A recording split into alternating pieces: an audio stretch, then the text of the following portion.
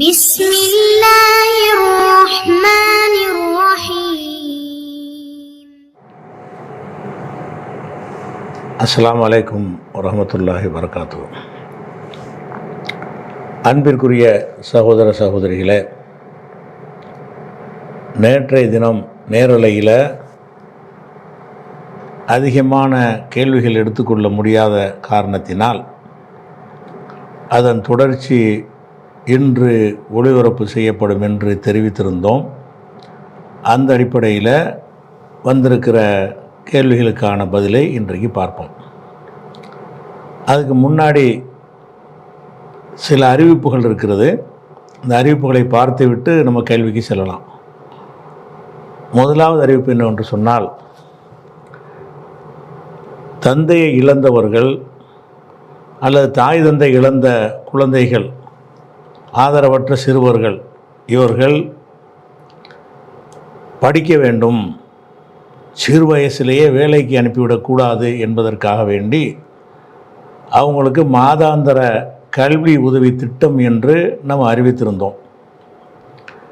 அந்த அறிவித்த அடிப்படையில், அதாவது 8ஆம் வகுப்பு வரை உள்ள மாணவர்களுக்கு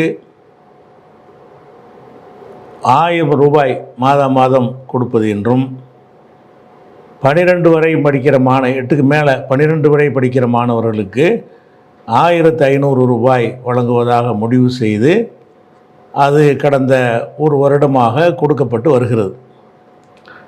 அதுபோக அந்த மாணவர்களுக்கு டியூஷன் போன்ற சிறப்பு வகுப்புகள் நடத்த அவசியம் இருந்தால் அதற்குரிய கட்டணங்களையும் நம்ம அவங்களுக்கு அளித்து வருகிறோம். அந்த மாணவர்களுக்கு தேவையான நோட் புக்குகள், ஸ்கூல் பேக்கு போன்றவைகளும் வழங்கப்பட்டு வருகிறது.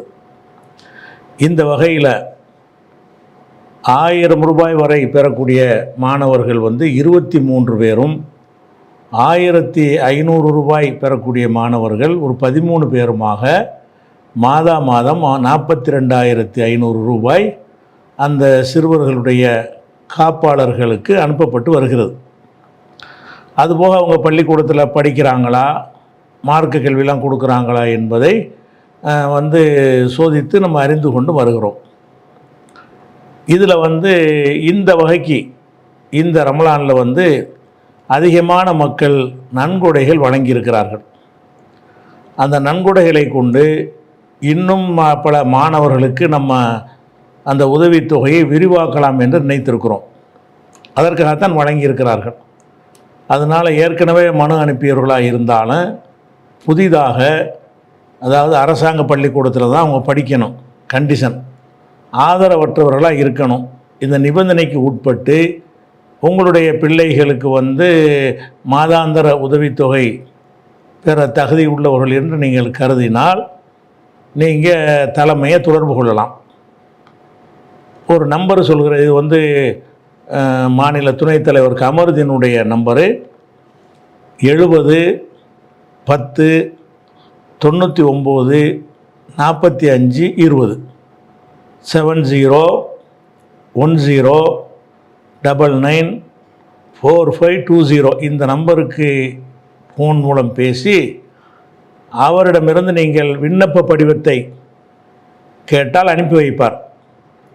அந்த விண்ணப்ப படிவத்தை பூர்த்தி செய்து அனுப்பினீர்கள் என்று சொன்னால் அவர்களுக்கும் இந்த கல்வி உதவித்தொகை என்ன செய்வோம், அதற்காக மக்கள் வழங்கி இருக்கிறார்கள். அதை மாணவர்களுடைய எண்ணிக்கையை நம்ம அதிகப்படுத்த இருக்கிறோம். தேவை உள்ளவங்க விண்ணப்பித்து அந்த உதவியை பெற்றுக்கொள்ள வேண்டும் என்று கேட்டுக்கொள்கிறோம். இது ஒரு அறிவிப்பு. அடுத்ததாக ஒரு வருட ஆலிம் வகுப்பு என்று நம்ம ஆரம்பித்து இப்போ நடத்தி கொண்டு வருகிறோம்.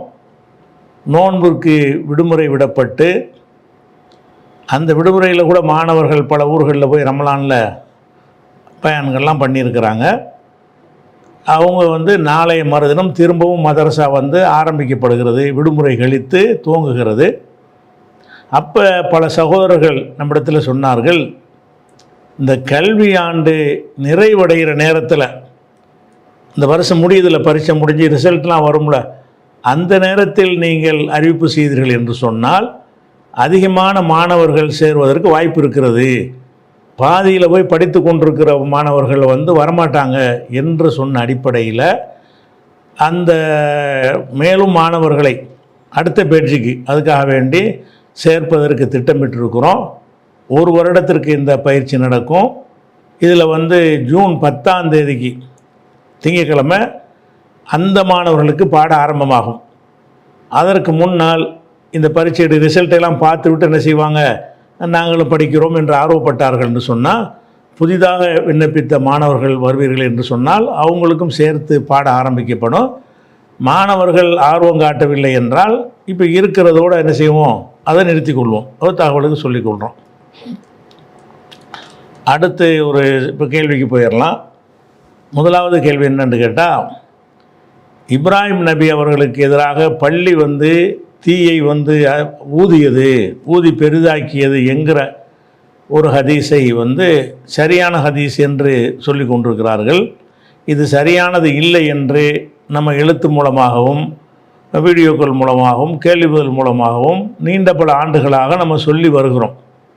இந்த நேரத்தில் இப்போ அதிலிருந்து சில பதிவுகளை போட்டு சில கேள்விகளை கேட்டு அந்த பள்ளி சம்பந்தமானதற்கு ஒரு பதிவை வந்து பரப்பி கொண்டிருக்கிறார்கள். இதற்கும் விளக்கம் சொல்லவும் அப்படின்னு சொல்லி இலங்கையிலிருந்து நம்ம ரூஹுல் ரஸ்மிங்கிற சகோதரர் வந்து ஒரு மெசேஜ் அனுப்பியிருக்கிறார். என்ன மாதிரி வீடியோவை பரப்புகிறாங்களோ அந்த வீடியோ அனுப்பியிருக்கிறார். இது விஷயத்தை பொறுத்த வரைக்கும், அதாவது முக்கியமான ஒரு ஹதீஸை எடுத்து நம்ம ஆய்வில் வச்சு கொண்டிருக்கிறோம். நபிகள் நாயகம் ஸல்லல்லாஹு அலைஹி வஸல்லம் அவர்கள் ஒரு பெண்ணை கடத்தி வர செய்து அவங்கள வந்து தவறாக அடைய முயற்சித்தார்கள் என்ற நச்சுக்கருத்தை தரக்கூடிய ஒரு ஹதீஸ் இருக்கிறது. அது சரியில்லை குறித்த வாதத்தை வைத்து கொண்டிருக்கிறோம். அதுக்கு எதிரான வாதங்கள் சொன்னார்கள் என்று சொன்னால் அதற்கு மறுப்பு சொல்லி கொண்டிருக்கிறோம். இந்த நேரத்தில் இதிலிருந்து டைவர்ட் பண்ணுற விதமாக வேறு வேறு விஷயங்களை பரப்புவார்கள் என்று சொன்னால் அதை நம்ம இப்போ எடுத்துக்கொள்ள மாட்டோம். இந்த ஒரு ஹதீஸ் விஷயமாக என்னென்ன அவங்களுக்கு இருக்கிற எல்லாத்தையும் பரப்பட்டோம். எந்த ஹதீஸ் நேற்றைய தினம் சொன்னோம்ல, அந்த ஹதீஸ் சம்பந்தமாக நபிகள் நாயகம் ஸல்லல்லாஹு அலைஹி வஸல்லம் அவர்கள் ஒரு பெண்ணை கொண்டு வந்து ஒரு தோட்டத்தில் வைத்து தனியாக போய் சந்தித்தார்கள் என்ற ஒரு தவறான கருத்துடைய ஹதீஸ் இருக்குல்ல, அது சம்பந்தமாக சில மறுப்புகளை நம்ம சொல்லியிருக்கிறோம். அதில் வேறு மறுப்புகள் யாராவது இலங்கையில் இந்தியாவிலே சொல்வார்கள் என்று சொன்னால் உடனே அதை நம்ம கவனத்துக்கு கொண்டு வாங்க. அதை ஒரு சில நாட்களுக்கு அது குறித்த வாதங்கள் என்ன வருதுன்னு பார்த்து விட்டு அதற்குரிய பதிலை முடிச்சுட்டு நம்ம என்ன செய்வோம், ரெண்டாவது ஹதீஸை எடுப்போம். இப்படி பல விஷயங்களை கோர்த்து விட்டு இதெல்லாம் பதில் சொன்ன விஷயங்களை தான் பரப்புகிறாங்க. பல விஷயங்களை கோர்த்து விட்டார்கள் என்று சொன்னால் இதில் வந்து என்ன செய்யணும், டைவர்ட் ஆகி போயிடும். ஒவ்வொரு ஹதீஸாக எடுத்து முடிக்கணும்னு சொல்லி தான் நம்ம அறிவித்திருக்கிறோம். அதனால் இந்த பள்ளி சம்பந்தமாக இன்றைக்கி என்ன பரப்புனாலும் சரி, அது எத்தனாவது நம்ம அறிவிச்சோமோ அந்த ஆர்டர் பிரகாரம் என்ன செய்யும் வரும், ஒன்று விடாமல் பதில் சொல்லப்படும். அதனால் இப்போதைக்கு அதை வந்து எடுப்பது இல்லை. என்ன பண்ணாலும் இந்த ஒரு ஹதீஸு சொல்லுங்கள், ஒன்று முடிச்சு அடுத்து அதை முடிச்சு அடுத்து அந்த மாதிரி ஆர்டர் படி தான் அதை எடுத்துக்கொள்வோம் என்பதை நம்ம சொல்லியிருக்கிறோம். அடுத்ததாக நேற்று ஒரு பெரியவர் வந்து இரவு தொழுகை சம்பந்தமாக ஒரு வீடியோ போட்டிருந்தார் இல்லையா, அந்த வீடியோவை கட் பண்ணி நம்ம வந்து ஒரு பதில் சொல்லியிருந்தோம். அதில் ஒரு விஷயத்திற்கு பதில் சொல்லாமல் விட்டு விட்டீர்கள் அப்படின்னு சொல்லி முத்துப்பேட்டை இக்பாலுங்கிற சகோதரர் வந்து கேட்குறாரு. அவர் என்ன கேட்குறாருன்னா, அந்த வீடியோ நம்மளை விட்டு தான் இருக்கிறோம். அவர் சில வாதங்களை வைக்கிறாரு. அதில் ஒரு விஷயம் என்ன செய்கிறாருன்னு கேட்டால், தினசரி 8+3 நிர்ணயிக்கிறதுக்கு உங்களுக்கு என்ன அதிகாரம், அதுக்கு என்ன ஆதாரம், அதுக்குரிய 8 தான் என்பதற்குரிய அதைத்தான் செய்ய வேண்டும் என்பதற்குரிய ஆதாரத்தை காட்டுங்க என்று அவர் கேட்டிருந்தார். அதுக்கு வந்து நம்ம அந்த இதில் பதில் சொல்லலைங்கிறது இந்த சகோதரி எடுத்து காட்டினோன்னு தான் நமக்கு தெரிகிறது அவர் அதை கேட்டிருக்காருங்கிறது. அதுக்குரிய பதில் என்னன்னு கேட்டால், இவர் சொன்னதுக்காக வேண்டி நம்ம பதில் சொல்ல வேண்டியதில்லை. அதாவது தராவிங்கிற பேர்லையே ஒரு நூல் எழுதியிருக்கிறோம். அந்த நூலில் நம்ம என்ன எழுதியிருக்கோம் என்று கேட்டால், 8+3 என்பது பல வகையான எண்ணிக்கையில் வரக்கூடிய அறிவிப்புகளில் அது ஒரு அறிவிப்பு. அதை ஒன்று தான் செய்யணும் என்று கிடையாது, பல வகையாக இருக்கிறது என்று சொல்லி எல்லா விதமான ரக்காத் எண்ணிக்கையும் போட்டு இதில் எந்த ஒன்றை வேண்டுமானாலும் நம்ம செய்து கொள்ளலாம். 8+3 தான் மட்டும் நம்ம செய்யக்கூடாது. இன்னும் சொல்ல போனால் நம்ம கிளைகளுக்கு சொல்லியும் இருக்கிறோம். நீங்கள் ஒரே 8+3 சொல்லி மீதி உள்ள ஹதீஸுகளுக்கெல்லாம் அது வந்து செயல் வடிவம் கொடுக்காமல் விட்டுறாதீங்க. ஒரு நாளைக்கு இது, ஒரு நாளைக்கு இது, ஒரு நாளைக்கு இது என்று எல்லா ஹதீஸுகளையும் அமல்படுத்துங்க என்று தான் நம்ம சொல்கிறோம். அதில் அவர் கரெக்டாக தான் கேட்குறாரு. ஆனால் அவர் கேட்குறதுக்கு முன்னாடி நாமளும் இதை சொல்லிக்கிட்டோம். 8+3 என்பது மட்டும் நம்ம சொல்லவே இல்லை. ஆனால் நடைமுறையில் நம்முடைய மர்க்கஸுகளில் வந்து தௌஹீத் மர்க்கஸுகளில் எல்லா ஊர்லேயும் 8+3 தான் தொழுகிறார்கள் என்பதை நம்ம மறுக்க மாட்டோம். அப்படி தான் செய்கிறாங்க. ஆனால் கொஞ்சம் மாற்றணும். அதை தான் செய்யணும்னு ஒன்றை மட்டும் செய்கிறீங்க. அவர் கேட்கத்தானே செய்கிறாரு. அவர் கேட்குறதுக்கு முன்னாடி நம்ம சொல்லியும் இருக்கிறோம். அதனால பலவிதமான ஹதீஸ்கள் வருகிறது. அப்போ ஒரு நாளைக்கு உள்ள ஒரு ஹதீஸை என்ன செய்யலாம், அமுல்படுத்தணும்னு சொன்னால் எத்தனை வகையாக அந்த இரவு தொழுகை இருக்கிறதோ அது பற்றிய நாலேஜ் மக்களுக்கு வரும். எல்லா விதமான ரக்காத்துகளையும் நம்ம தொழுது நடைமுறைப்படுத்தின ஒரு நன்மையும் கிடைக்கும் என்பது தான் அதுக்குரிய பதில். 8+3 தான் என்று நாங்கள் பிடிவாதம் பிடிக்கலை, கொள்கை ரீதியாக பிடிவாதம் பிடிக்கலை. ஆனால் இந்த பெரியவர் கேட்குற மாதிரி எல்லா பள்ளிகள்லையும் இதை ஒன்றை மட்டும் செய்கிறாங்க. அது என்ன செய்யணும்னா, அந்த எத்தனை வகையான ரக்காத்து இருக்குது என்று ஆதாரம் கிடைக்கிறதோ அந்த இரவு தொழுகைங்கிற தலைப்பில் உள்ள ஆர்டிக்கலில் இருக்கிறது. தராவி தொழுகைங்கிற புத்தகத்திலையும் என்ன செய்து இந்த எத்தனை வகையாக தொழுதாங்கன்ற நம்பர் இருக்கிறது. அதை எல்லாம் அமுல்படுத்துங்க என்பதை நம்ம என்ன செய்கிறோம், மீண்டும் ஒருக்காக கோரிக்கையாக வைத்துக் கொள்கிறோம். அடுத்ததாக வந்து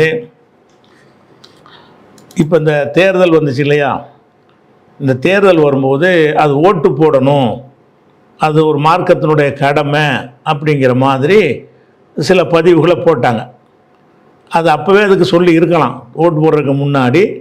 அப்போ வந்து சரியாக புரிஞ்சுக்கிற மாட்டாங்க. அதனால் இப்போ வந்து அது மார்க்கத்தோடு சம்பந்தப்படுத்தி ஒரு பதிவுகள் போட்டிருக்கிற காரணத்தினால அதற்கான விளக்கத்தை மட்டும் நம்ம இப்போதைக்கு சொல்லிக்கொள்கிறோம். இந்த இமேஜை பாருங்கள், இதான் இமேஜ். அதுக்கு உள்ள இமேஜ் என்னென்னு கேட்டால், இஸ்லாத்தின் பார்வையில் ஓட்டு போடாமல் இருப்பது ஹராமாகும். ஒரு முஃப்தி சொல்லியிருக்கிறாரு, அதாவது இஸ்லாத்தின் பார்வையில் ஓட்டு போடாமல் இருந்தீங்கன்னா ஹராமு. இவர் சொன்னவர் யாருன்னா முஃப்தி தக்கி உஸ்மானி அவர்கள் கூறினார்கள். சரி, எதை வச்சு ஹராம்ங்கிறாரு என்று கேட்டால், ஷரியத்துடைய பார்வையில் ஓட்டு போடுவதானது சாட்சி சொல்வதை போன்றதாகும். பொய் சாட்சி சொல்வது ஹராமாக இருப்பது போல தேவையான நேரத்தில் சாட்சியை சொல்லாமல் மறைப்பதும் ஹராமாகும் அப்படின்னு சொல்லிட்டு நூல் ஃபிக்ஹி மகாலத்தி ஓட்கி இஸ்லாமி ஹைசியத் உருது கிதாபு போல இருக்குது. உருது நூல் ஆதாரம் காட்டி என்ன செஞ்சுருக்கிறாரு, ஒரு முஃப்தி வந்து இந்த ஒரு இமேஜை அவர் சொல்லியிருக்கிறாரு. அதை தமிழாகவும் ஆக்கி இது எல்லா பக்கம் பரப்புனாங்க. நீங்கள் ஓட்டு போடுறது வந்து நம்மளுடைய பாதுகாப்புக்காக இன்றைக்கி தேவை. நம்ம வாழ்கிற நாட்டில் வந்து நம்மளை அழித்து நாசமாக்குற சக்திகளிடமிருந்து தப்பித்துக் கொள்வதற்காக குறைந்த தீமை வரக்கூடியதை ஆதரிக்கிறோம் என்பது வந்து நம்ம சுய பாதுகாப்புக்காக வேண்டி நாம் எடுத்துக்கொள்ளக்கூடிய முடிவு என்கிற வகையில் ஓட்டு போடணும்னு சொல்கிறது சரி. ஆனால் இவர் என்ன செய்கிறாருன்னு கேட்டால், ஓட்டு போடாமல் ஹராம்ங்கிறார். ஹராம்னு சொன்னால் அதுக்கு வந்து அல்லாஹ் கேள்வி கேட்பான் அப்படிங்கிற ஒரு மறுமையில் தண்டனை இருக்குங்கிற ஒரு வாதத்தை அவர் வைக்கிறார். அதுக்கு என்ன ஆதாரம் கேட்டுறாருன்னு கேட்டால், சாட்சி சொல்வது மாதிரி ஓட்டு போடுறதுங்கிறார். ஓட்டு போடுறதும் சாட்சி சொல்வதும் ஒன்றா? சாட்சி சொல்வது வந்து ஏற்கனவே நடந்ததை பற்றிய உண்மையை தெரிவிக்கிறதுக்கு பேர் சாட்சி. சாட்சி வந்து நடக்கிறதுக்கு எவனும் சாட்சி சொல்ல மாட்டான். நாளைக்கு இவர் கொல்லுவார் அப்படின்னு சாட்சி சொல்லலாமா? நேற்று இவர் கொன்றாருன்னு சாட்சி சொல்ல முடியும். சாட்சியுடைய முதல் அர்த்தம் என்னது? சாட்சி என்பது நடந்து முடிந்தவைகளில் எது உண்மை என்று நம்ம அறிந்திருக்கிறோமோ அதை சொல்வதற்கு பேர் சாட்சி. ஓட்டு போடுறது சாட்சி மாதிரிங்கிறார் அவர். எப்படி கம்பேர் பண்ணுறதுக்கு சம்மந்தமே இல்லை. ஓட்டு போடுவது வந்து சாட்சிக்கு சம்மந்தமே இல்லை. இது என்னன்னு கேட்டால், இனிமேல் என்ன செய்யலாம் என்று எடுக்கிற ஒரு முடிவு. ஓட்டு என்பது நாளைக்கு எவன் ஆள வேண்டும் என்று நம்ம எடுக்கிற ஒரு முடிவு தானே தவிர நடந்ததில் உள்ள உண்மையை கொண்டு வந்து சொல்வது அல்ல. அப்போ சாட்சி சொல்வதை கொண்டாந்து சம்பந்தப்படுத்தி சாட்சி சொல்வது கட்டாய கடமை அப்படின்னா எந்த சம்பவத்துக்கு நீ சாட்சி சொல்கிறீங்க இதில் ஓட்டு போடுறதில்ல? அதுபோக சாட்சியத்தில் வந்து பெரும்பான்மை சிறுபான்மைக்கு வேலை கிடையாது, உண்மைதான். இதில் என்னன்னு கேட்டால், நிறைய பேர் ஆதரித்தாலும் ஜெயிச்சிருவார், அது உண்மையாயிரும். கொஞ்சம் பேர் ஆதரித்தாருன்னா தோற்று போயிடுவாங்க அவங்க.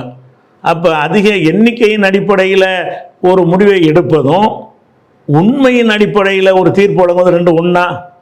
சாட்சிங்கிறது என்னது? உலகமே சேர்ந்துக்கிட்டு இவர் நல்லவர்னு சொன்னாலும் ரெண்டு பேர் நான் கெட்டவனை கண்ணால் பார்த்தேன்னு சொல்லிவிட்டு அதைத்தானே எடுத்துக்கிடுவோம். சாட்சியத்தில் வந்து நம்பர் கணக்கு இல்லை. சாட்சியத்தில் வந்து சத்தியமா அசத்தியமா அதுதான் கணக்கு. அப்படி இருக்கும் பொழுது சாட்சி சொல்கிற மாதிரி இது இருக்கிறதுன்னு சொல்லி இஸ்லாத்தை சம்பந்தப்படுத்தி அதனால இது ஹராமோ ஓட்டு தேவையான நேரத்தில் சாட்சி சொல்லாமல் இருப்பது ஹராமுங்கிறாரு. என்ன சாட்சி சொல்கிற? சாட்சிக்கு என்ன வேலை இருக்குதுல்ல? நடந்ததை மறைக்கிறது தானே சாட்சிங்கிறது. எந்த நடந்தது நீங்கள் மறைக்கலையே. ஓட்டு போடாமல் இருந்தால் எந்த சாட்சியத்தை மறைச்சிங்க? ஓட்டு போடுறது இன்னாரை நான் தேர்ந்தெடுக்கிறேன், இவர் வந்தால் நல்லா இருக்கும்னு நினைக்கிறேன் ஒரு கருத்தை சொல்கிறீங்களே தவிர, இது என் மார்க்கத்தை இந்த இங்கிலீஷ் படிக்கிற ஹராமல் அந்த காலத்தில் அந்த வேலையை பண்ணீங்க. நீங்கள் ஒரு விஷயத்தை சொல்லும்போது உங்கள் அரசியலுக்காக வேண்டி மார்க்கத்தை கொண்டாந்து வளைக்கிறதே வழக்கமாக வச்சுருக்கிறீங்க.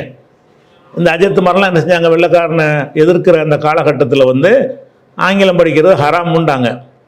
50 பேரும் படிக்காமல் போயிட்டான், நிறைய பேர் படிக்காமல் போயிட்டான். அதே மாதிரி பேண்ட் போடுறது ஹராமு, வெள்ளைக்கார மாதிரி கிராப் விட்டுறது ஹராமுன்னு சொல்லி எதையெல்லாம் ஹராம், மார்க்கத்துக்கு சம்பந்தம் இல்லாத ஒரு துன்யா சம்பந்தப்பட்ட விஷயங்களை எல்லாம் போட்டு ஹராம்னு சொல்லி ஒரு சமுதாயத்தை பின்னுக்கு தள்ளிட்டு போயிட்டீங்க. இப்போ ஓட்டு போடுறதுன்னா அதனுடைய உலகத்தினுடைய ஒரு நன்மையை நாடி நீங்கள் போடுறீங்கன்னு அதை சொல்லுங்கள். அதை இஸ்லாத்தினுடைய கலரை குத்தாதீங்க. உலக நன்மையில் ஒருத்தன் இவன் வந்தாண்டா நம்மளை அழிச்சு போடுவான், இவன் வந்தாண்டா அழிவு கம்மியாக இருக்கு அப்படின்ற அவன் அதிக தீமை செய்வான், இது கொஞ்சம் தீமை வரும், நம்மளை சேஃப்டி பண்ணி கொள்வதற்கு எது நல்லது என்பதற்காக வேண்டி நாம் இதை செய்கிறோம் அப்படிங்கிறதுக்காக ஓட்டு போடுங்கன்னு சொல்லுங்கள். அது அறிவார்ந்த அவசியம். அப்படி சொல்லலாம். ஓட்டு போடுறது கூடாதுன்னு நான் சொல்லலை. ஓட்டு போடுங்க. ஓட்டு போடுறதுங்கிறது எதுக்கு நீங்கள் போடுறீங்க? நம்ம சேஃப்டிக்கு பண்ணுறோம். சேஃப்டினா ரொம்ப அதிக தீமையை விட்டு குறைஞ்ச தீமையை தேர்ந்தெடுக்கிறோம். நன்மையை தேர்ந்தெடுக்கிற ஒரு சாய்ஸ் இல்லை. நன்மையே செய்யக்கூடியதை தேர்ந்தெடுக்கிற மாதிரி ஒரு சாய்ஸு இந்தியாவில் கிடையாது. என்ன இருக்கிறது? ஒருத்தன் ஒரு 50 அடிப்பான், ஒருத்தன் 5 அடி அடிப்பான். அவன்கிட்ட போய் மாட்டிட்டு 50 அடி வாங்காமல் 5 அடி அடிக்கிறவன்ட்ட மாட்டிக்கிறோங்கிறது தான் அந்த இதில் உள்ள ஒரு கான்செப்ட்.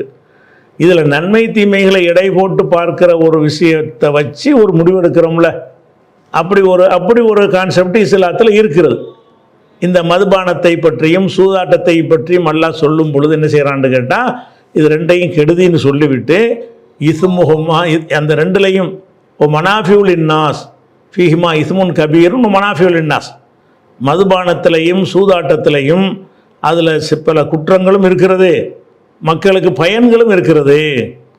மதுபானம் இருந்துறான்னு சொன்னால் உடம்பொழியெல்லாம் எனக்கு போயிடுச்சுமா, சில கவலையெல்லாம் நான் மறக்கிறேன்னு சொல்லுவான். அப்போ அதெல்லாம் அதுக்குள்ளே நன்மை இருக்குங்கிறான். சில மதுபானங்கள் ஊட்டச்சத்தாக கூட இருக்கும். கல் மாதிரி மதுபானங்கள் உடம்புக்கு சக்தி தரக்கூடியதாக கூட இருக்கும். ஆனால் இதை சொல்லிட்டு எல்லாம் என்ன செய்கிறான்னு கேட்டால், ஓ இசுமுகுமா அக்பர் மின் நஃபஇமா, அதில் சில நன்மைகள் இருப்பதாக நீங்கள் காட்டினாலும் அதை விட அதில் இருக்கக்கூடிய தீங்குகள் பெருசாக இருக்கிறது, அதனால் தவிர்த்து விடுங்கள்னு என்ன செய்கிறான்? மதுபானத்தை எல்லாம் தடை செய்யும் பொழுது அது முழுசும் 100% கெட்டதுன்னு நல்லா சொல்லலை. அதில் நன்மையும் இருக்கிறது, தீமையும் இருக்கிறது. நன்மையை விட தீமை ஜாஸ்தியாக இருக்கிறது, அதனால் நீங்கள் விலகி கொள்ளுங்கள் அப்படின்னு நல்லா சொல்கிறான்ல. இது மதுபானத்துக்கு தான் சொல்கிறான். இது எல்லாத்துக்கும் இந்த ஒரு கான்செப்ட் இருக்குது. அது கெட்ட நன்மையும் தீமையும் கலந்து இருந்தால் கூட அந்த நன்மையை நாடி நீ என்ன செய்ய தேர்ந்தெடுக்காதப்பா, கணக்கு பண்ணு. எதில் கூடுதல் கேடு, எதில் கூடுதல் நன்மைன்னு பார்த்து அதன்படி நீ முடிவு எடுத்துக்கன்னு ஒரு வழிகாட்டு அப்படின்னு ஒரு முடிவை அல்லாஹ் நமக்கு சொல்கிறான்ல. இதை ஒரு ஆதாரம் காட்டி என்ன செய்யலான்னு கேட்டால், இப்போ நமக்கு முன்னாடி 2 சக்திகள் இருக்கிறது, இந்த சக்தியை நம்ம தேர்ந்தெடுத்தால் இப்படியான விளைவு வரும், அந்த சக்தியை தேர்ந்தெடுத்தால் நாட்டை விட்டு போகணும், குடியுரிமை இல்லைன்னு விரட்டி விட்டுருவாங்க, அகதி முகாமில் போட்டுருவாங்க, இப்படி ஒரு காரணத்தை சொல்லி நீங்கள் ஓட்டு போடுங்கன்னு சொன்னால் என்ன இருக்குது? அது நியாயமாக இருக்குது.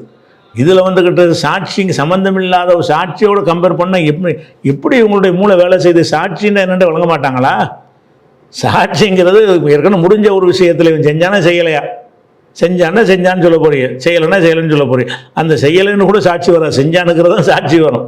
சாட்சி என்பது நடந்த விஷயங்களை அதில் உள்ள உண்மையை எடுத்து சொல்வதற்கு பேர் சாட்சி. இந்த ஓட்டு என்பது எதிர்காலத்தில் எவன் ஆளணும் என்பது பற்றிய ஒரு முடிவு. ரெண்டுக்கும் சாட்சியத்துடைய எந்த ஒரு சட்டமும் இந்த ஓட்டுக்கு பொருந்தாது. இதை ஒரு மார்க்க விஷயமாக இதை எல்லாரும் பெரிய குர்ஆன் ஹதீஸ் அடிப்படையில் இருக்குன்னு நினைத்து கொண்டு இதை என்ன செஞ்சாங்க? எக்கச்சக்கமான ஆட்கள் இந்த ஒரு இமேஜை பரப்புனாங்க. அது ஒரு தவறு. அதே நேரத்தில் நீங்கள் ஓட்டு போடுறதுக்கு என்ன செய்யலான்னு கேட்டால், குர்ஆன்லேருந்து ஒரு ஆதாரம், குர்ஆன்லேருந்து மார்க்கத்தில் ஒரு ஆதாரம் காட்டுவதாக இருந்தால் இந்த ஒரு வசனத்தை நீங்கள் காட்டலாம். எந்த வசனத்தை காட்டலாம்? 4வது சூறாவில் 85வது வசனம் இருக்கிறது. மை யஷ்ஃபா ஷஃபாத்தன் ஹசனத்தன், ஒரு அழகான விஷயத்துக்கு யார் பரிந்துரை செய்கிறாரோ எக்குல்லஹு நசீபு மின்ஹா, அதனுடைய பங்கு அவனுக்கு உண்டு. ஒமை ஷஃபாத்தன் செய்யத்தன், கெட்ட ஒரு பரிந்துரை யார் செய்கிறாரோ எக்குல்லஹு கிஃபுலும் மின்ஹா, அதில் ஒரு பங்கு அவருக்கு இருக்கிறது. அல்லாஹ் அனைத்தையும் கண்காணிப்பவனாக இருக்கிறான்னு காணல்லாஹு அலா குல்லி ஷைஇன் முகீத்தான் வருது. இதில் பரிந்துரை தான் ஓட்டு என்பது, சாட்சியம் கிடையாது. ஓட்டுங்கிறது என்னது? இவன் வரலாம் இவன் வரலாம், இவனை பரிந்துரை இவனை ரெக்கமெண்ட் பண்ணுறீங்களா அவனை ரெக்கமெண்ட் பண்ணுறீங்களா, அந்த ஒரு பரிந்துரை என்கிற ஒரு அடிப்படையில் இது வருது. நீங்கள் நல்லதுக்கு பரிந்துரை செஞ்சீங்கன்னா அதில் பங்கு உங்களுக்கு இருக்கிறது, கெட்டதுக்கு பரிந்துரை செஞ்சீங்கன்னா அதில் உங்களுக்கு பங்கு இருக்குது. ரெண்டுமே கெட்டதாக இருக்கிறது. மகா கெட்டதை தவிர்த்து விட்டு சின்ன கெட்டதை தேர்ந்தெடுத்தீங்கன்னா அதில் ஒரு பங்கு இருக்குது. அப்படிங்கிற இந்த வசனத்தை சொல்லி நம்ம ஓட்டை பற்றி பேசுதுன்னு சொன்னால் இது பொருந்தும். இது பரிந்துரை தானே. ஓட்டுங்கிறது நீங்கள் செய்யக்கூடிய சிபாரிசு தானே. ஓட்டு என்பதுன்னு இவர் தான் எம்பியாக வர நான் தேர்வு செய்கிறேன், நான் பரிந்துரைக்கிறேன்னு சொல்கிறீங்க. இது பரிந்துரையோடு சேர்த்து பேசினா அதுக்கு ஒரு அந்த உதாரணம் பொருத்தமாக இருக்குமே தவிர, சாட்சியத்தை கொண்டாந்துட்டு இதில் மேட்ச் பண்ணாங்கன்னு சொன்னால் ஒரு அறிவிலித்தனமாக இருக்குது. இதுக்கு பேர் ஃபத்வா முஃப்தின்னு போட்டு என்ன செய்கிறாங்க, பரப்பிக்கிட்டு இருக்கிறாங்க. அடுத்து என்னென்னு கேட்டால், இன்னொரு விஷயம் என்னென்னு கேட்டால், இந்த தேர்தல் அறிவித்ததுலேருந்து தேர்தல் வாக்குப்பதிவுக்கு ஒரு 2-3 நாளைக்கு முன்னாடியில் இருந்து இப்படி ஒரு இமேஜை பரப்புனாங்க. எப்படி ஒரு இமேஜ் பரப்புனாங்கன்னு கேட்டால், நமது நாட்டில் ஜனநாயக ஆட்சி அமைந்திட கீழ்காணும் துவாக்களை ஓதி வாருங்கள், இன்ஷா அல்லாஹ் நல்ல பலன் கிடைக்கும் அப்படின்னு சொல்லி சில ஹதீஸுகள், சில குர்ஆன் வசனங்கள். அது என்னங்கிறது நான் டெக்ஸ்ட்டாக தனியாக காட்டிடுறேன், இதில் அப்படி உங்களுக்கு வாசிக்க முடியாது. இதில் என்னென்னு கேட்டால், ஜனநாயக நல்ல ஆட்சி மலர்வதற்காக வேண்டி இந்தந்த துவாக்களை ஓதி வாருங்கள் நல்ல பலன் கிடைக்கும்னு ஒரு போட்டிருக்கிறாங்க. இது என்ன போட்டிருக்கிறாங்க அப்படின்னு பார்த்தீங்கன்னா, சிலது குர்ஆனுடைய வசனமாக இருக்குது, சிலது ஹதீஸாக இருக்குது. அப்போ குர்ஆன் ஹதீஸை இன்னதுக்காக ஓதணும் என்று நம்ம சொல்வதாக இருந்தால் அது பற்றி அல்லாஹ் ஒரு சொல்லி இருக்கணும். குர்ஆனில் ஒரு வசனத்தை எடுத்துக்கிட்டு இதை வயிற்று வலிக்கு ஓதுங்கன்னு சொல்லக்கூடாது. ஏன்? அது வயிற்று வலிக்கு உள்ளதுன்னு அதில் இருக்கணும், அதுக்கு அருளப்பட்டதாக இருக்கணும், ஏதோ ஒரு துன்பத்துக்குரியதுன்னு இருக்கணும். அப்படி சொல்லி என்ன செய்யலான்னு கேட்டால், இதை இந்த விஷயத்துக்காக வேண்டிய உதாரணமாக அய்யூப் நபிக்கு நோய்வாய்ப்பட்டிருந்தாங்க. நோய்வாய்ப்பட்டு என்ன செஞ்சாங்கன்னு கேட்டால், ரப்பி அன்னி மஸ்ஸனி யல்துர்ரு வஅன்த அர்ஹமுர் ராஹிமீன், இறைவா எனக்கு ஒரு பெரிய தீங்கு ஏற்பட்டு விட்டது, நீ கருணையாளர்களுக்கெல்லாம் பெரிய கருணையாளனாக இருக்கிறாய், எனக்கு குணமாக்குன்னு அவர் கேட்டார்னு ஒரு குர்ஆன் வசனம் இருக்குது. எது கேட்டார்னு இருக்குது? நோய்க்கு கேட்டார்னு இருக்குது. நபிமார்கள் இப்போ கேட்டதெல்லாம் நல்லா எதுக்கு சொல்கிறான்? நம்ம ஃபாலோ பண்ணுவதற்கு சொல்கிறான்.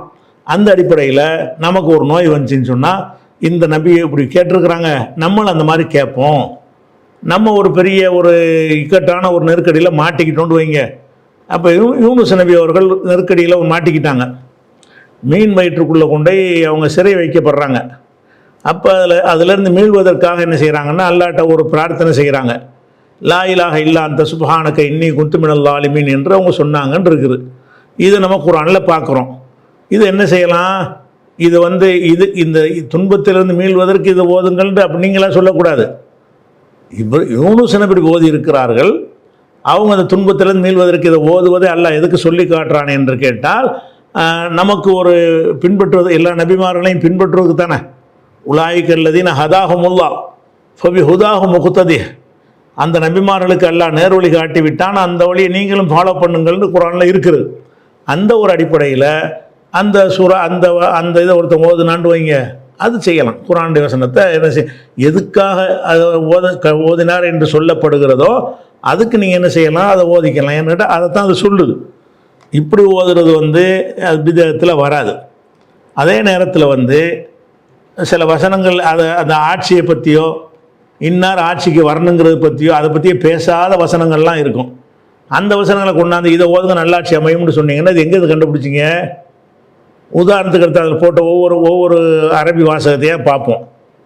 அதில் என்ன பண்ணுறாங்கன்னா, 3வது சூறாவில் 26வது வசனத்தில் எடுத்து போட்டிருக்கிறாங்க. என்ன போட்டிருக்காங்கன்னா, அல்லாஹும்ம மாலிக்கல் முல்கி தூத்தில் முல்க மன் தஷாவு ஓ தன்சி உல் முல்க மிம்மன் தஷாவு ஒத்து இஸ்ஸு மன் தஷாவு ஒத்து தில்லு மன் தஷாவு எதிக்கில் ஹைர் இன்னக அலா குல்லி ஷைஇன் கதீர்.